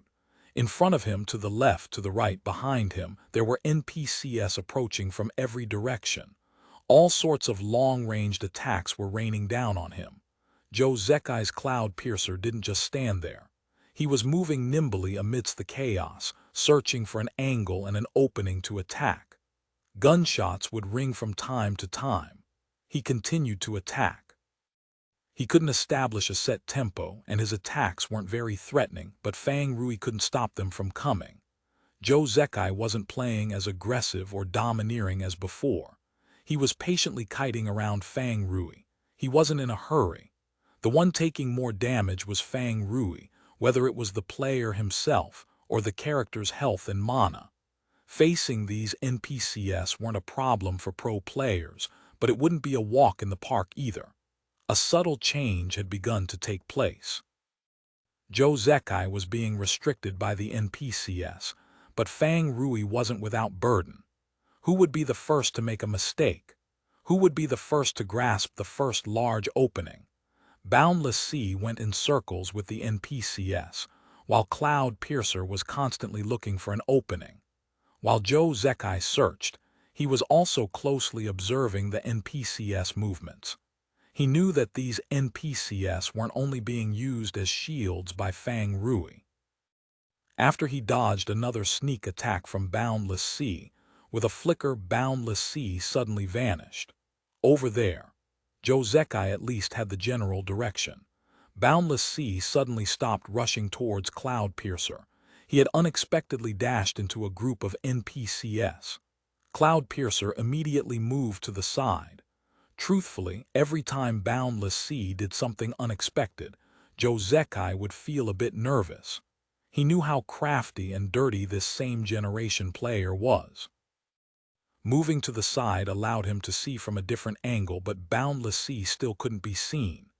That mob of NPCs seemed to have taken a hold of Boundless Sea. More and more NPCs and attacks started gathering there. Hong!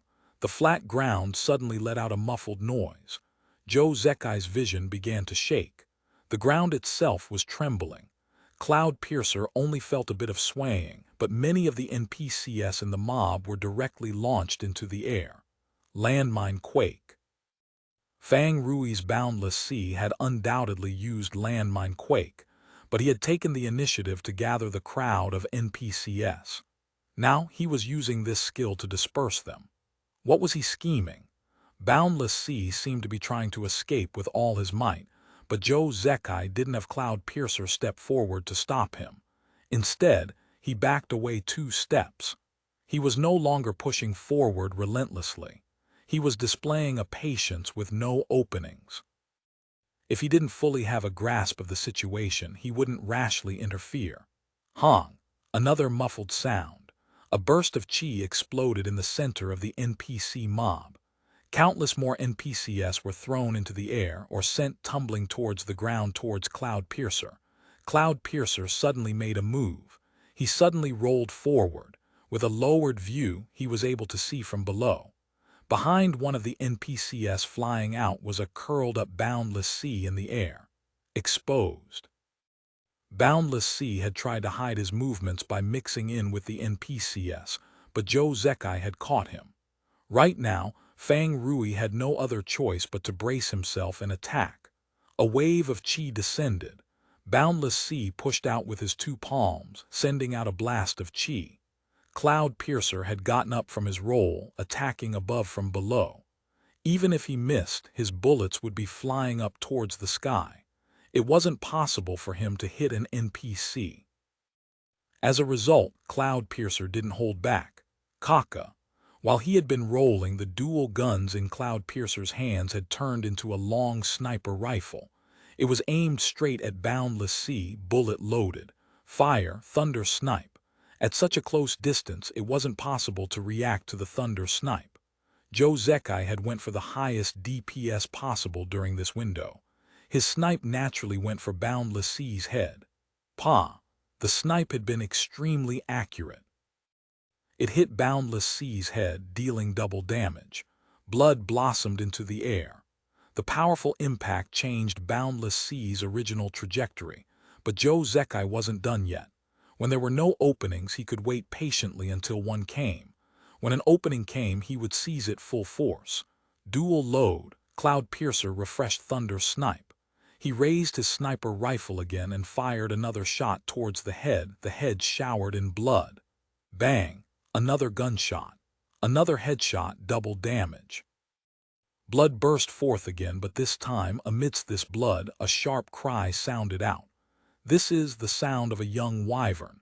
Josekai stared blankly. He saw a summoner's wyvern fall from the air. The wyvern had been hit by the thunder snipe and was now just a dead corpse. Immediately afterwards, the NPCs began attacking Cloudpiercer. Aggro established. Josekai laughed bitterly. In the end, he had been tricked by Fang Rui. A wyvern just happened to be rushing towards Boundless Sea from behind when he attacked. Josekai didn't think it was a coincidence. He had lured the wyvern over to take the attack. All the signboards had been a facade. The true signboard had been Boundless Sea. Since the aggro had been established, there was no need to be cautious anymore. Random firing. Bullets flew from Cloudpiercer's dual guns, creating a protective circle around him. However, a good number of the bullets were still focused on Fang Rui's Boundless Sea. Pulling aggro only put him in a difficult situation. It didn't mean that he had lost. The winner would be decided by what came next. After Josekai established aggro from the NPCs, he immediately burst forth. It seemed like he planned on bringing down Boundless Sea in one wave. Fang Rui had carefully crafted his scheme. Boundless Sea was still soaring through the air. He wasn't able to land due to Cloud Piercer's random firing. He was tumbling in midair, once again exposing his back. Extremely close behind him was an elementalist NPC who had been standing there silently for who knew how long. But right now, his staff was burning brightly with fire magic. This elementalist was clearly preparing for a powerful spell. Cloud Piercer wasn't able to react in time and interrupt the cast. The elementalist pointed with his staff and a ball of flame burst forth. The fire expanded and formed a majestic firebird. Level 75 elementalist skill, Firebird. Boundless Sea's signboard wasn't as simple as just a wyvern. Chapter 1660, Thorough Usage. Chapter 1660, Thorough Usage Translator, Namiyami Editor, Namiyami Firebird, Level 75 Elementalist Skill. These NPCs only had so-so fighting capabilities. The threat of their attacks were limited. However, the pressure given off Firebird wasn't lacking at all. A ball of fire floated above the staff. The flame spread its wings and flew out, burning everything in its path. The distance was too close. Firebird had a long cast time, but the attack itself was fast. Joe Zekai's screen instantly turned bright red. In an instant, Cloud Piercer was swallowed by the raging flames. Cloud Piercer wasn't able to dodge the attack, but that didn't mean Joe Zekai couldn't do anything. Everyone saw him raise his knees just before the flames struck. The average viewer just thought that Cloud Piercer was trying to dodge the attack, but was hit by the Firebird before he could take a second step. However, when the pro players saw Cloud Piercer stand steady inside the flames, they knew that it wasn't as simple as just taking a step, but rather a knee strike. Knee strike was a low-level skill limited to close combat. However, even though sharpshooters tended not to choose to fight at close range, knee strike was a very important skill. Launchers, mechanics, and Spitfires, it was a must-learn skill for the other gunner classes too, because when this skill was used, the user would have a brief moment of super armor. There wasn't a definite number for how long the super armor lasted. Many skills in Glory had hidden effects that wouldn't be made public. However, knee strike was a skill that had been in the game since the start. Its uses had been uncovered long ago by players and pro players. In particular, for gunners, this brief super armor was extremely useful. This was because Glory skills didn't have shared cooldowns. In theory, if you were fast enough, you could use 10 skills all at once. Of course, this was just in theory. Although Glory didn't have shared cooldowns, there were other ways the game design limited the available options. For example, character movements could not conflict with each other.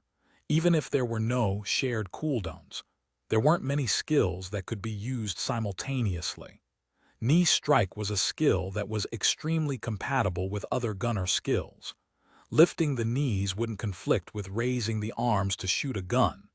Knee strike also had a low cooldown, so it was often used to guarantee that other attacks successfully went off. Many players had blind faith in this technique. They wanted to combine knee strike with every attack, and for a while every gunner was like a one-legged person. However, this technique wasn't as easy to use as people originally thought. First, in order to use two skills at the same time, the player needed to have a fast enough hand speed. Second, the super armor effect from knee strike was very short. Making use of the super armor required precise timing and judgment. For most players, using the technique depended on luck. Whether they succeeded or not was like a blind cat trying to find a dead rat. People failed most of the time, and it was always because too many inputs would mess up what would otherwise be a simple movement. In the end, most people stopped trying to blindly test their luck and went toward more useful things. Joe Zekai's skill naturally didn't need to be questioned. There was no time for him to dodge, so he used this knee strike technique. However, the super armor from knee strike was very brief. while Firebird was a powerful attack. Relying on this brief super armor to resist the Firebird's momentum was impossible. Joe Zekai used it when it would be most effective, the moment the Firebird struck. Flames swept past. Cloudpiercer didn't move when he raised his knee, but the super armor quickly disappeared, while the remaining impact followed through. However, the impact was reduced enough for Cloudpiercer to eliminate by stepping back appropriately. Most people thought that the NPC's Firebird wasn't strong enough to send Cloudpiercer flying away, overlooking Joe Zekai's perfectly timed knee strike. Really troublesome. Fang Rui saw everything clearly. He couldn't help but curse. He had been setting things up for this moment for a long time. Cloudpiercer had established the NPC's aggro and was hit by Firebird, but Cloudpiercer was still much farther away than Fang Rui had been hoping for. He had hoped that the Firebird would directly send Cloudpiercer over to him. The NPCs who were now targeting Cloudpiercer would attack, while he helped from the sidelines. That way, he would be able to take out Cloudpiercer in one go. But there was still a bit of distance from the perfect scenario that he had envisioned. Joe Zekai's Cloudpiercer wasn't sent flying. He stumbled back a few steps before steadying himself. His two guns were aimed straight towards Boundless Sea just like before. He wanted to continue his offense. Spirit reaches to the rainbow, but Boundless Sea moved faster. This situation wasn't as perfect as Fang Rui had envisioned, but he had to recognize that this was much more realistic. Joe Zekai wasn't so easy to beat. Killing him in one go was just a dream. Flames still lingered on Cloudpiercer. The flames didn't deal any damage, but they were like a marker. The spirit reaches to the rainbow soared over. Dodge. Cloudpiercer didn't stop to take a breath after making it past the Firebird.